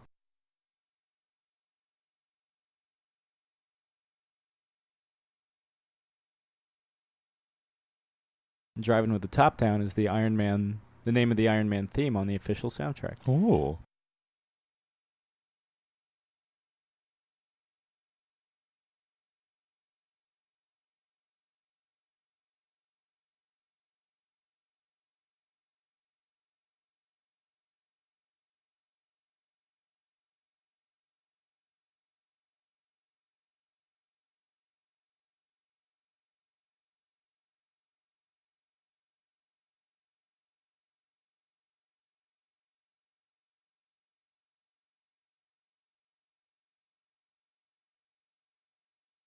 That's Coleman Reese from The Dark Knight. This was a good year for him, considering they both came out in 2008. And then he was never heard from again. That's right. They fought for supremacy in the box office. I remember The Dark Knight being in theaters until September, though this was in theaters until, like, July. Yeah.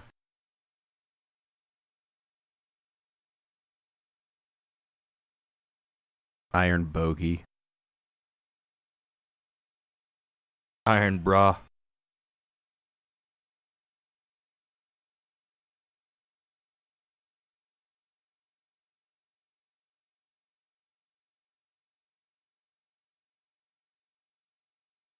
You know, I do know who Batman is. Yeah. That's what he did after he went into hiding. Yeah. He's like, fuck it, I'm going to join the Air Force. There's the Iron Man theme again. This time in MIDI mode.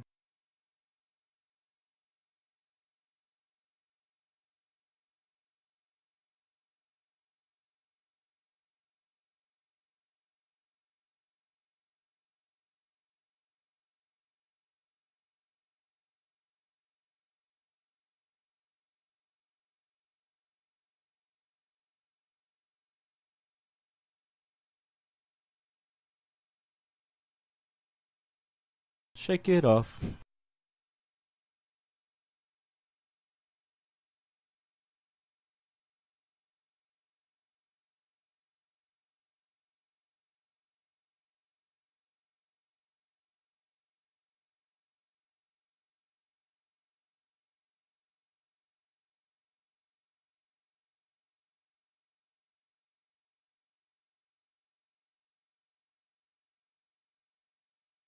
I always thought the call sign Whiplash here was kind of an acknowledgement of the Iron Man villain Whiplash. Yeah. Who, of course, comes into play in the second.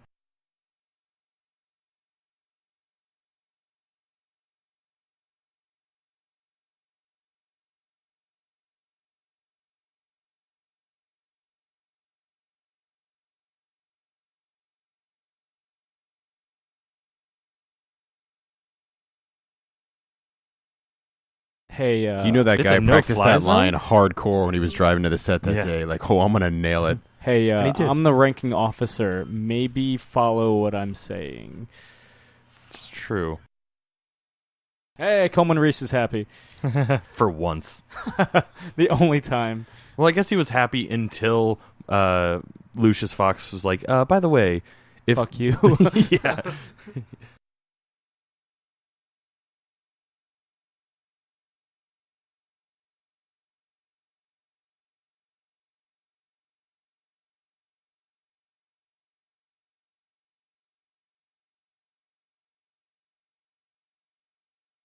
Message.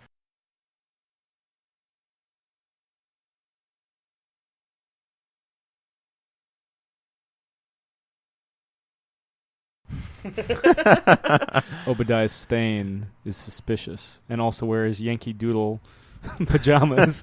That's some resting bitch face. And I think that's pissed off face, not just resting bitch face. He doesn't look like he's resting. Well, he was his PJs. He's resting. He's trying to. Oh, here's another trailer moment real quick. Well, not that.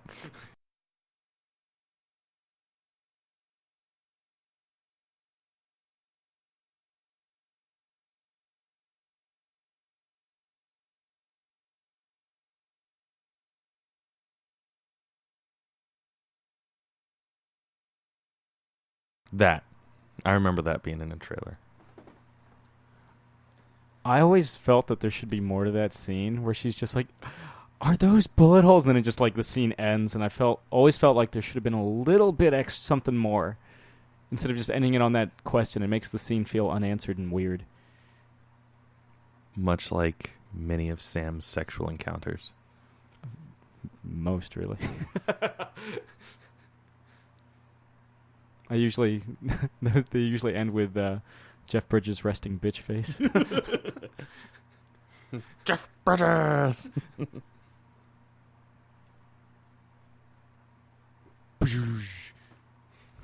Jeff Bridges mic drop.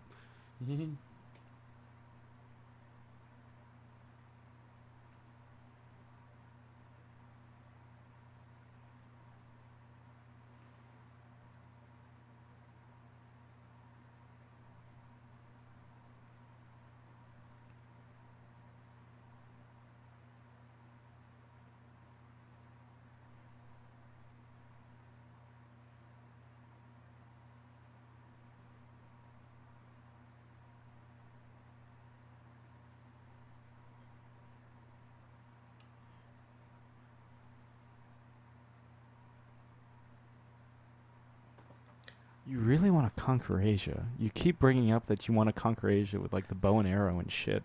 Haven't you ever played Risk? Asia's really hard to keep control of. Yeah, though it is 7 reinforcements a turn.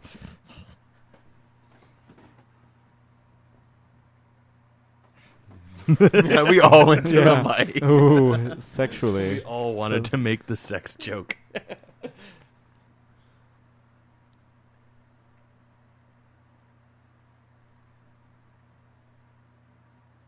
To rule all of Asia.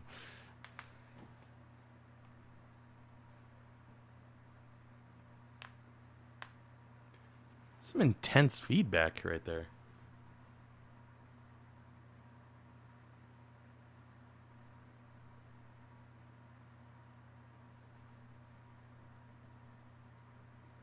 Except for when they were like the kings of technology way back in the day. Yeah. If you didn't know about Obadiah Stane, I always felt this was a kind of a good reveal that Jeff Bridges is the baddie.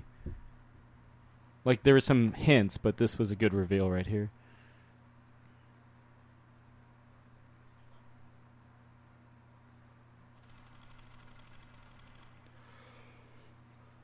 I always wondered if the lead guy survived, because we never see him killed. But he doesn't show up in the sequel, so I'm just going to assume he got blown away. I'm pretty sure, yeah. Yeah. Because doesn't he say like 15 minutes? That's all I need, or that's the point, or something along those lines. Yeah. Like you'll so like you're not going anywhere, buddy.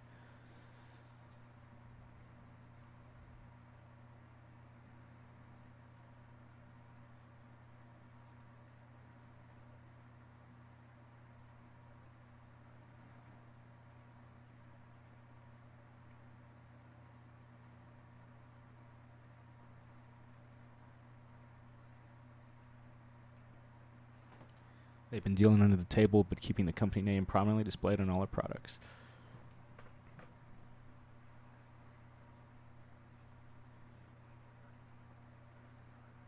She would do anything for love, but she won't do that.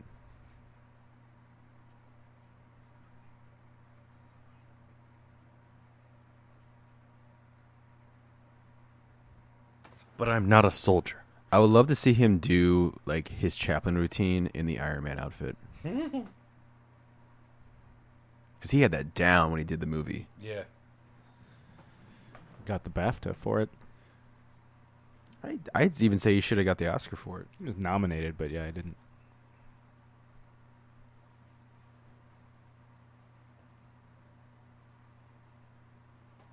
What's that circle on his neck? Yeah, I don't know.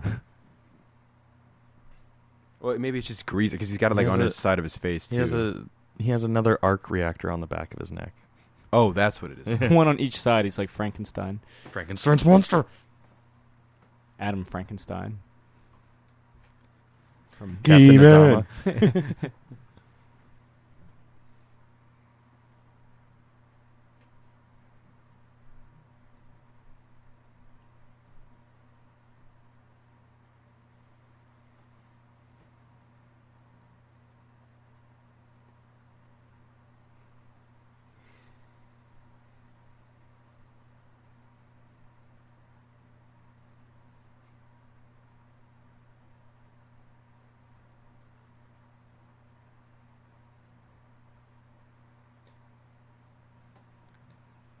Thank God Obadiah Stane doesn't have secretaries. Or security cameras. What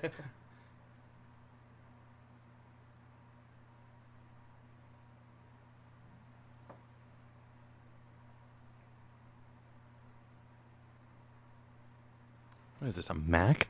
USB port on the keyboard? Pfft.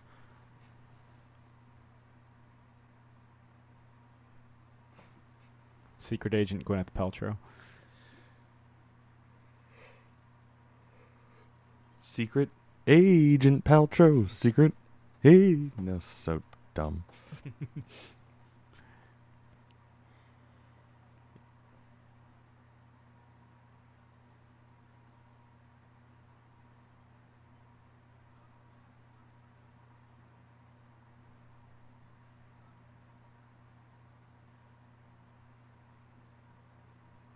Man, this is better than Google Translate. Oh, wow. It even keeps it in the actor's voice. Amazing.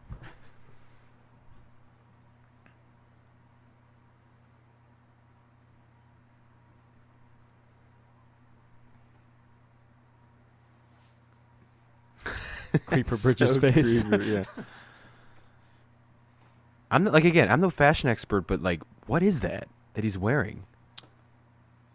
I mean, I don't think there's anything wrong with it, but I don't know why he has to have the pants above his belly button. Loud. Jeff Bridges is a loud man. Look at that. He's at that age where he wears the belly button. That's like above belly button. He's at that age too.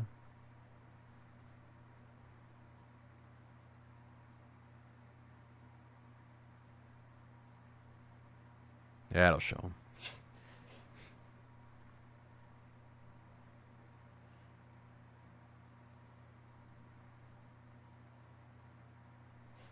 She doesn't even know what a computer is. Hasn't even figured out how to turn off the screensaver. All she has to do is move the mouse. Silly Paltrow. Computers are for bald men. Women.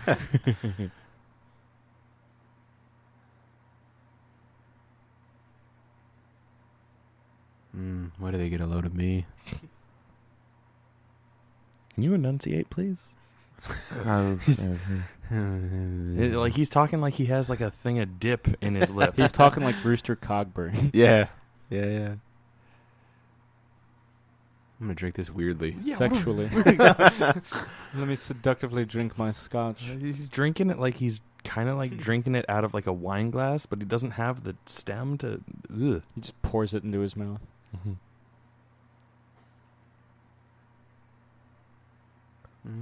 He doesn't.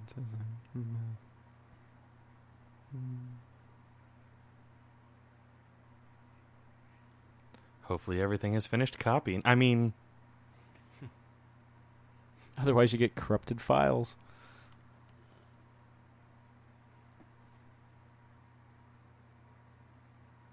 I like to read the funnies. What's the puzzle? The funnies. The puzzle. There's no awkward tension here at all. Why would she look at it right then? I don't care about the fucking puzzle. I already finished it last week. I'm not rich and famous. Oh, rub my head in shame. Oh. So wait, if it's today's paper and he already finished he's puzzle, he's that rich and famous. He's in the TV show Early Edition. He got a hold of it early. Like he runs the newspaper. Yeah. He got out of there quick. Yeah.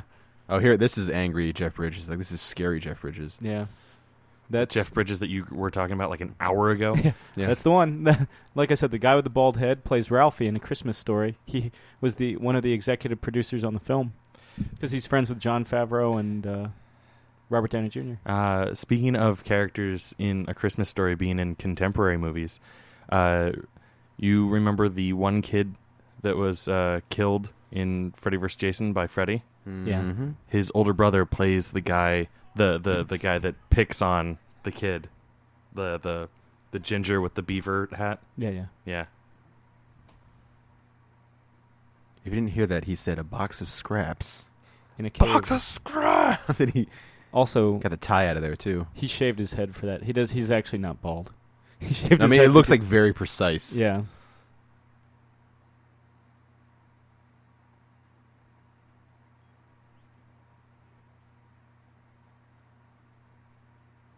Gross.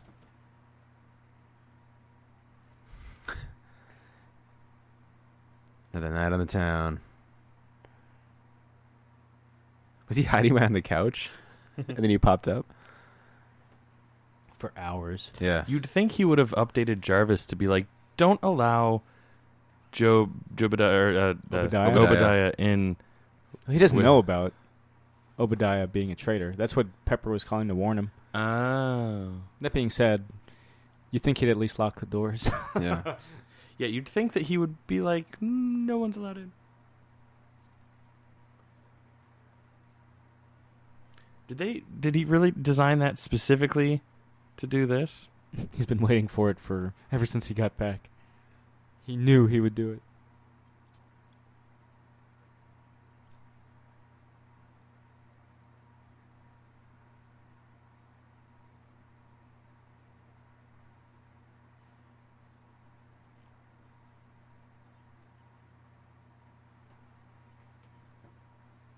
I mean, that's kind of what, copyright is. Kind of what the social network's about.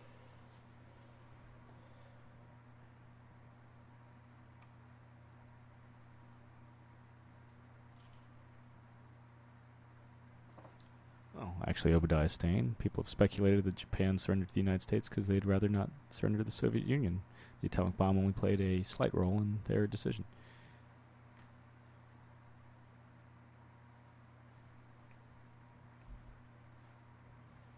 There's supposedly people who got out of what do they bomb? Was it Nagasaki or Hiroshima? Well, who did they bomb first? Was it Nagasaki? Hiroshima. Okay, so people were in Hiroshima and they fled to Nagasaki to get away, and they were bombed twice. That sucks. Yeah.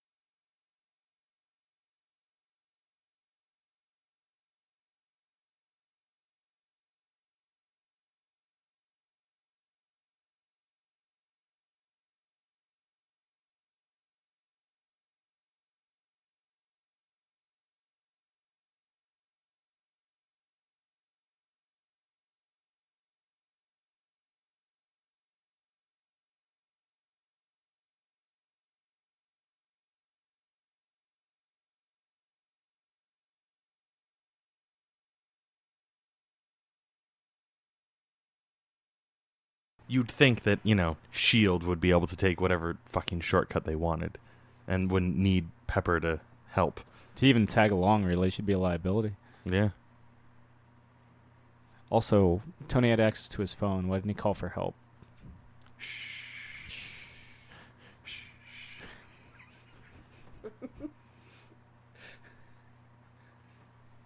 Oh boy, a gurney! Oh god! Oh, it's gone! Oh, I could have. It would have been so helpful. It would have eased this movement so much.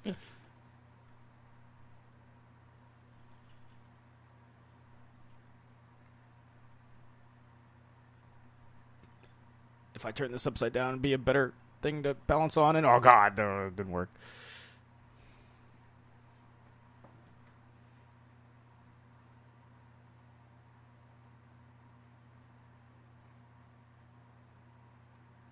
For once you did something useful.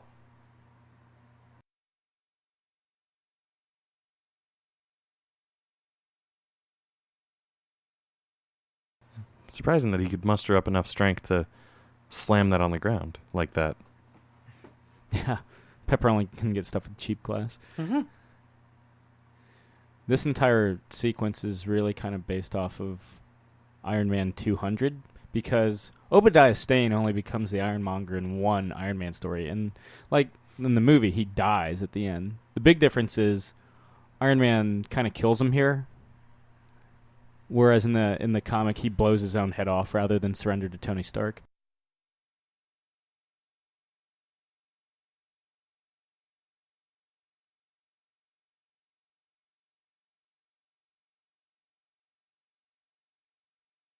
Riggs! Riggs! Sags? Riggs! I hear you, Riggs! I hear you!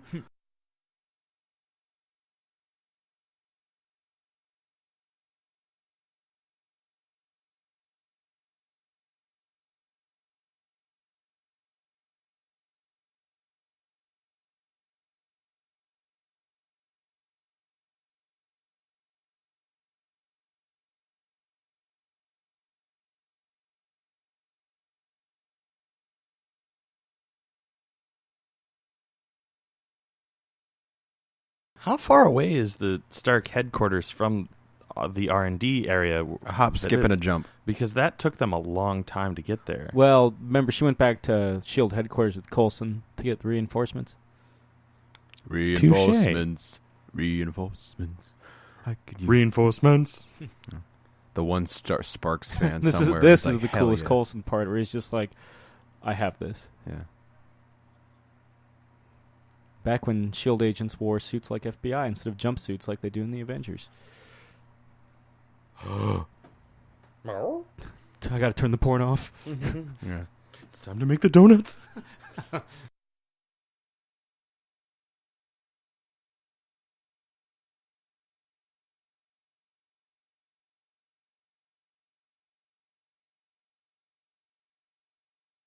Oh, I never fixed that car. Yeah. To be fair, it's been like a busy week for Tony Stark. True.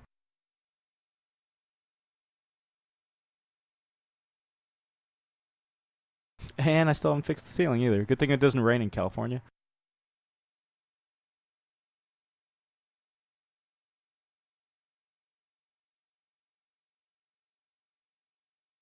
Ah, but not for you.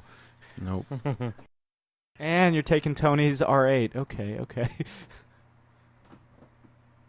There was a scene in the workshop earlier that I forgot to mention. In the theatrical release, it isn't there, but Favreau added it, digitally inserted it for the DVD release and beyond. There's a prototype Captain America shield on one of Tony's desks. Actually, Favreau first wanted to direct a Captain America film, but they're like, oh, we're not... Cap's coming along, but Iron Man... I thought it was in the theatrical version. I remember thinking that I saw it. Not in... It's definitely in the theatrical version of 2, but not the theatrical version of 1. Maybe I saw it at the re-release for the double feature that I was talking about They for Iron Man and Iron Man 2. Yeah. Which, by then, it was totally in there. Yeah. Totally. Totally. Oh, this is going to kill me in about 5 minutes. That long?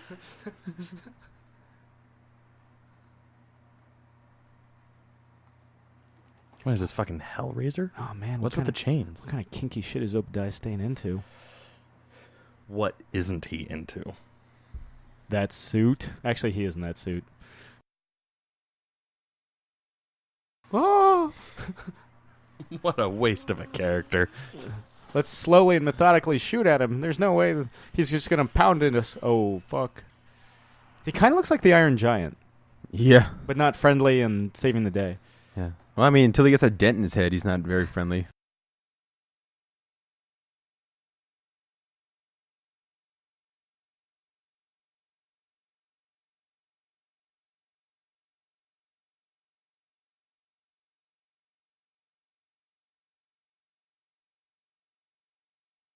So wait, was it an underground lab? Because I'm pretty sure it was on the same level as the rest of the facility. He likes to show off. Yeah, he Too many dug questions. underneath. Too many questions. Yeah.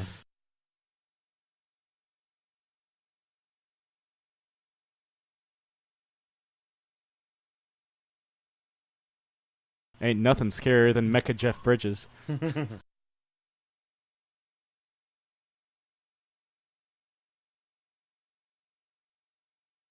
I feel like were this a Superman movie, that truck would have been like a LexCorp truck. If you'll notice in the background, wait for it. Waiting. He really does. He goes from 0 to crazy really quickly, by the way. That's a Roxxon building in the background. Like, you can see it on the top. Roxxon being one of the evil corporations in the Marvel Universe. Why? She wants to get out of there. So I think we're in agreement that soccer moms are the greatest Iron Man villain. Yeah. The greatest Yeah, threat. see, it's a Roxxon corporation building. So there's your LexCorp, Chris. Boom. Hit him in the face with a motorcycle. I wonder if buses in Los Angeles are actually hydrogen powered.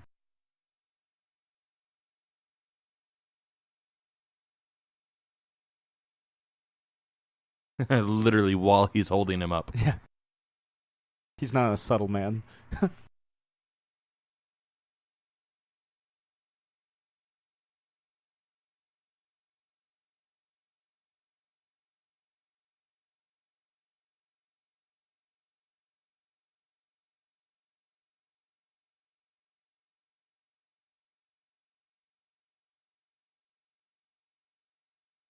That was cool.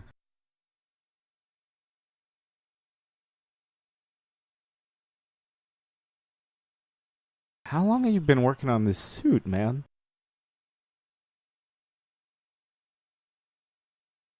Up and away. Yeah.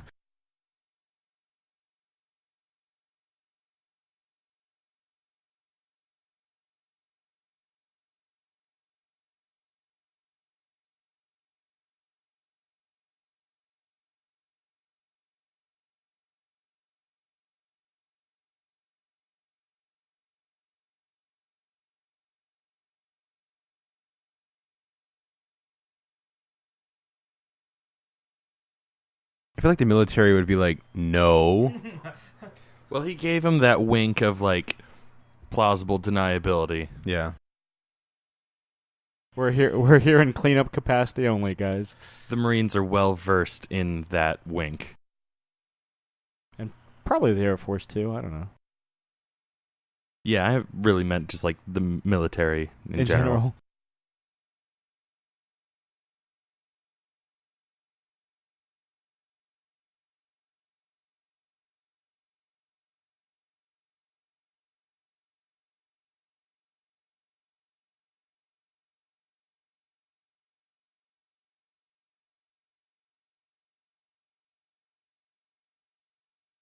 I'll get you, Inspector Gadget. Next time, Gadget. Next time. I honestly, guys, I feel like the climatic battle should have ended there. Yeah. I feel like the little bit that we're about to continue to get was kind of unnecessary. Yeah, I do too. Zibbity-bop, whoa, heep-de-bop, see-bop, ooh, see-bop-bop, feep-flop, bleep-blurp. Well, that's what Jarvis sounded like.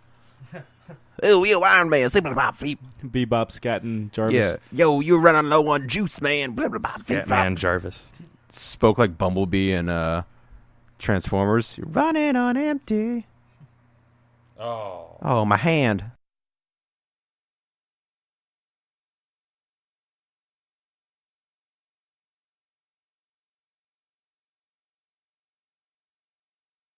Fucked. That's great. Jeff Bridges taking a shit. He's upgraded his suit in every way. He can take a shit while he's fighting Iron Man. Blinded Bridges. Ah! There's a lot of talking going on in this. Like, yeah, you could do without that, too. Yeah, like I said, he goes from 0 to crazy really quickly, and he's always like, oh, you upgraded your armor. Oh. I'm going to peel the skin off your bones. And then kill your girlfriend. For 30 years, Tony, I've wanted to step on your head. And then I'm going to eat everything that you make. But for 30 years, I was basically your father. I'm going to take a shit in your piano after I'm done here. But still play it. Oh. Ding, ding. The brown note is real.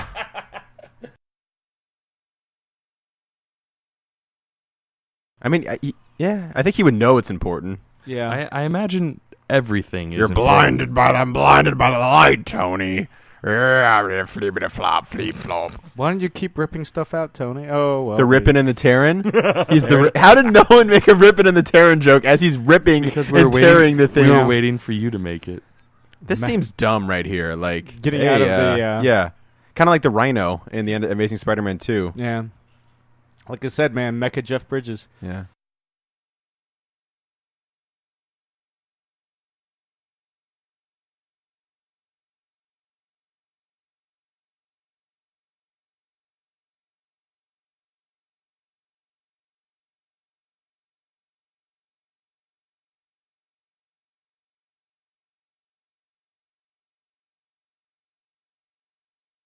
Okay, Wonder Woman.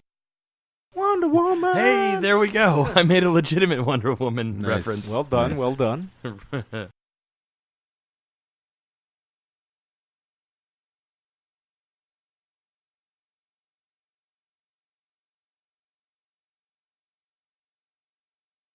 Is it really irony?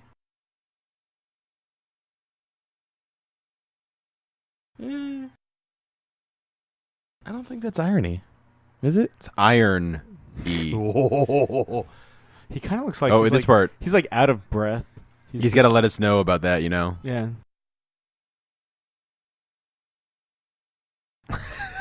That is his best line in the movie, though.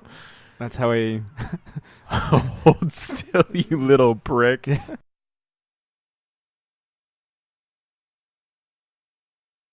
She's fried. Impressive that she's able to run on those grates with heels. Hey, yeah. Shock me. Make me feel better. Marion, don't look at it. Yeah. I'll see you guys I'm spent. later. And that's how he gets sucked into the Tron universe. Yeah, it's true. The grid. Yeah. That's what I meant to say.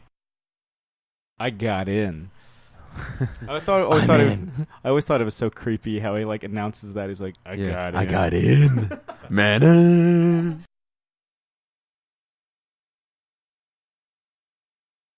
I could really use some Burger King.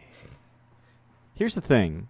How long would it take for him to build a new one? Iron Man suit? No, arc reactor. Oh.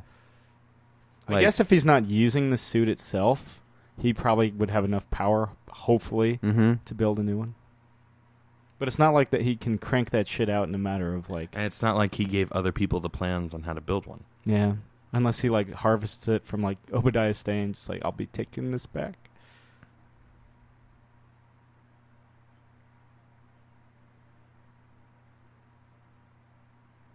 And there's your reference to him acknowledging it's not actually iron.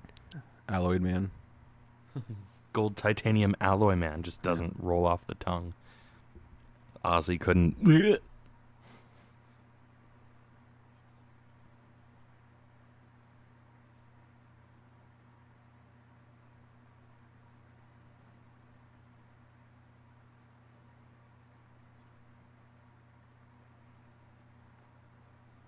By top men.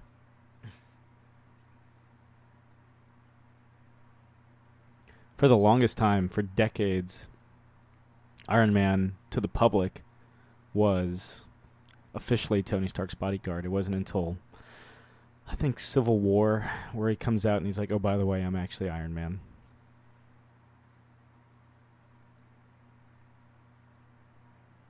Thank you very much. Thank you for blowing open that door for me. I always like that. I always like that reveal, even though... Yeah, it was good. Yeah.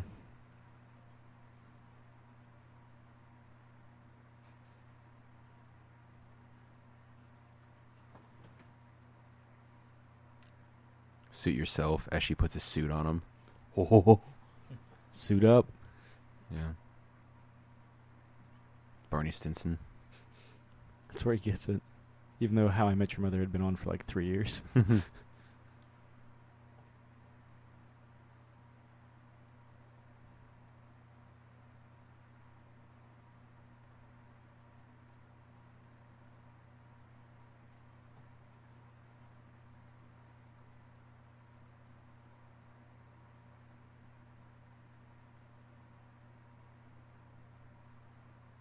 Ooh, take that, Tony. And snap into a Slim Jim. Sorry, I realized the voice that I was making.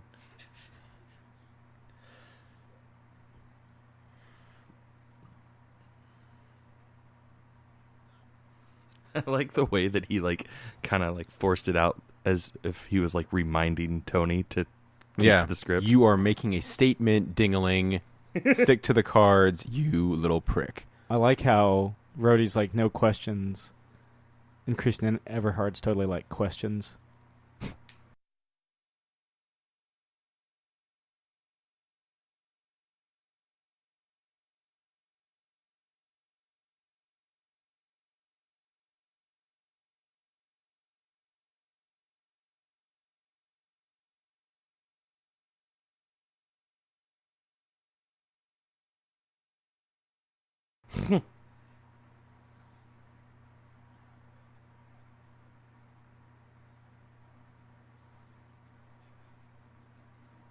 That they reference in Iron Man 2, Avengers, something like that. I think they constantly reference it when he shows up. Well, I feel like they use that exact line in Black Widow's report. Oh, there's your Iron Man theme by Black Sabbath. And they started a cool point too, So, Jake, does the movie hold up? Oh, faux show. Totally, man. Show.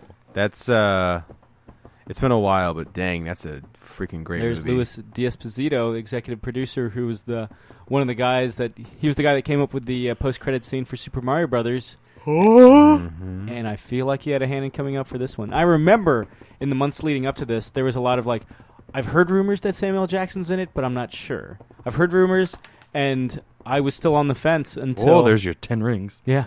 I was still on the fence about knowing if there was actually a fucking end credit scene until I saw the movie in theaters for the first time. Up until this point, I like to just sit around during the credits because I like to wait for the theater to clear out, and I like to giggle at the crazy names that oft times show up in the credits, and then after this movie, I was never the only person in the theater because now it's it's a Marvel movie. It's going to have something at the end. There is one Marvel movie that doesn't have a post-credits scene. Wow, the Spider-Mans? No. I mean a Marvel proper film. Oh, the Incredible Hulk? That's right. Because Louis Leterrier, the director, Louis Leterrier is an okay director, but he sucks at publicizing his own films. When he was he also directed The Transporter 2, which I would, in his defense, say is the best Transporter film. But better than Transporter the series? Yes, or the reboot that's coming out soon. Because they're doing a reboot and they have the series? Yeah. Jesus. But here's where we see if I was right about Ruxin's wife being in the movie. Okay, we'll be silent until all the names pass. Oh no, you guys are right. I'm not. Yeah, it's two different women.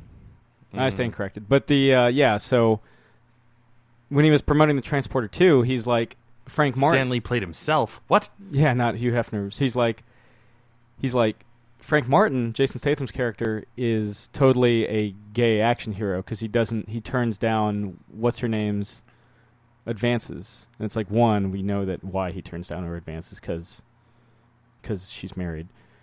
But more than that, in the first Transporter film, he totally has a romantic liaison with a woman. So he was just kind of blowing steam, He's like, I created the first gay action hero. And it's no, you didn't. And with the when he was promoting The Incredible Hulk, he showed off the scene with Tony Stark. So everybody knew it was there, and he was just that's why the movie ends with that instead of it being at the end of the film what it was originally supposed to be. Because he blew his load a little too early. Oh. Going back to the premature ejaculation thing that Chris Brad brought up earlier. See how I tied it all together? That's why you didn't tell me what it was, so you could use it yourself. Yes. Even though Jake used it. Yes.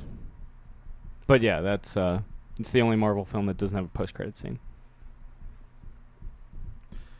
For all of these Marvel movies, are we going to actually sit through the credits and wait for the I feel like we scene can't. at the end. I feel like we kinda can't have to. Some of these movies have really long credits. The longest is Iron Man 3, where Shane Black, to fuck with the audience, added fake credits to make the credits longer because he knew people would sit through I it. would do that shit. So, for them, we're going to have to sit through like good little boys. Because of hard work from people. And now they're even adding in like mid-credit scenes, which I'm fine with. I love. I mean, that's cool too.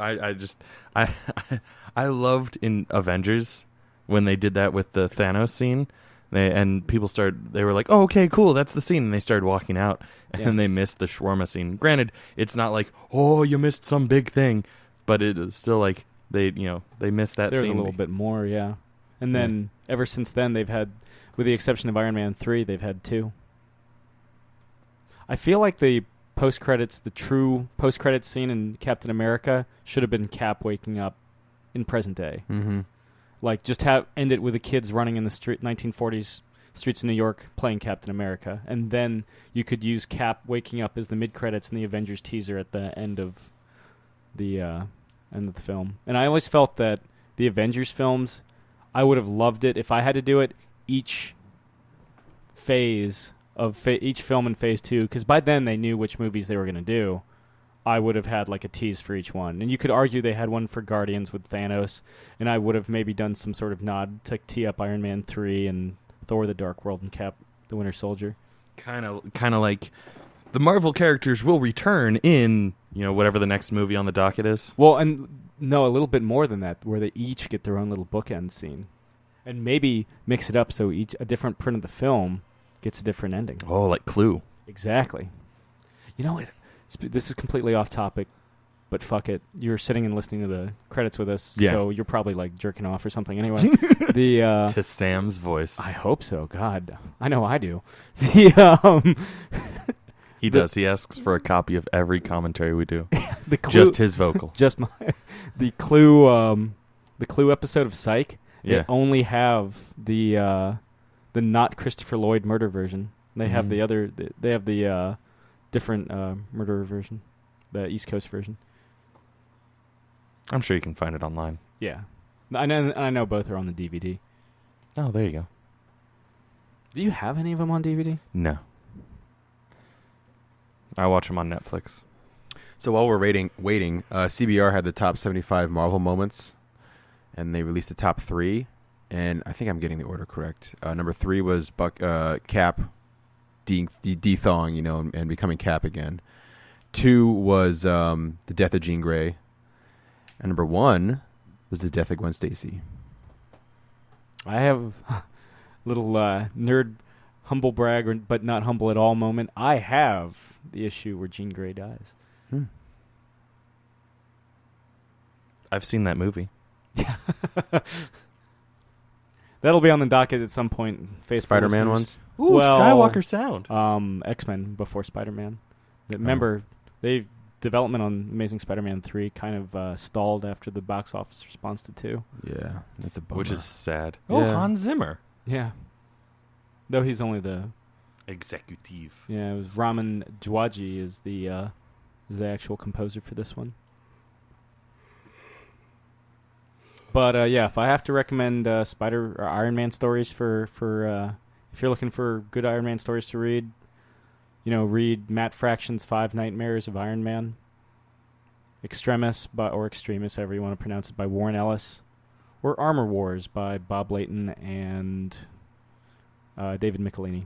Those are, for me, like the 3 best Iron Man stories, and pretty accessible. Mm-hmm.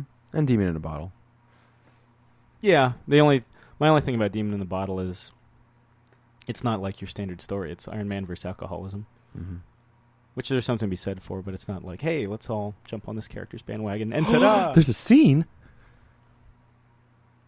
I still get chills from this scene, dude.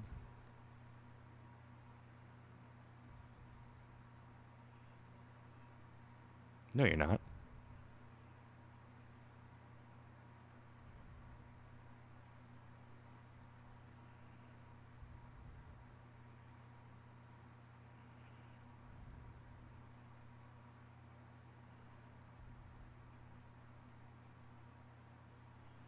Boom. That I still get chills, man. Yeah. From that scene. That was a scene that was added at the last minute, filmed with a skeleton crew, like a closed set and skeleton crew, so it wouldn't leak.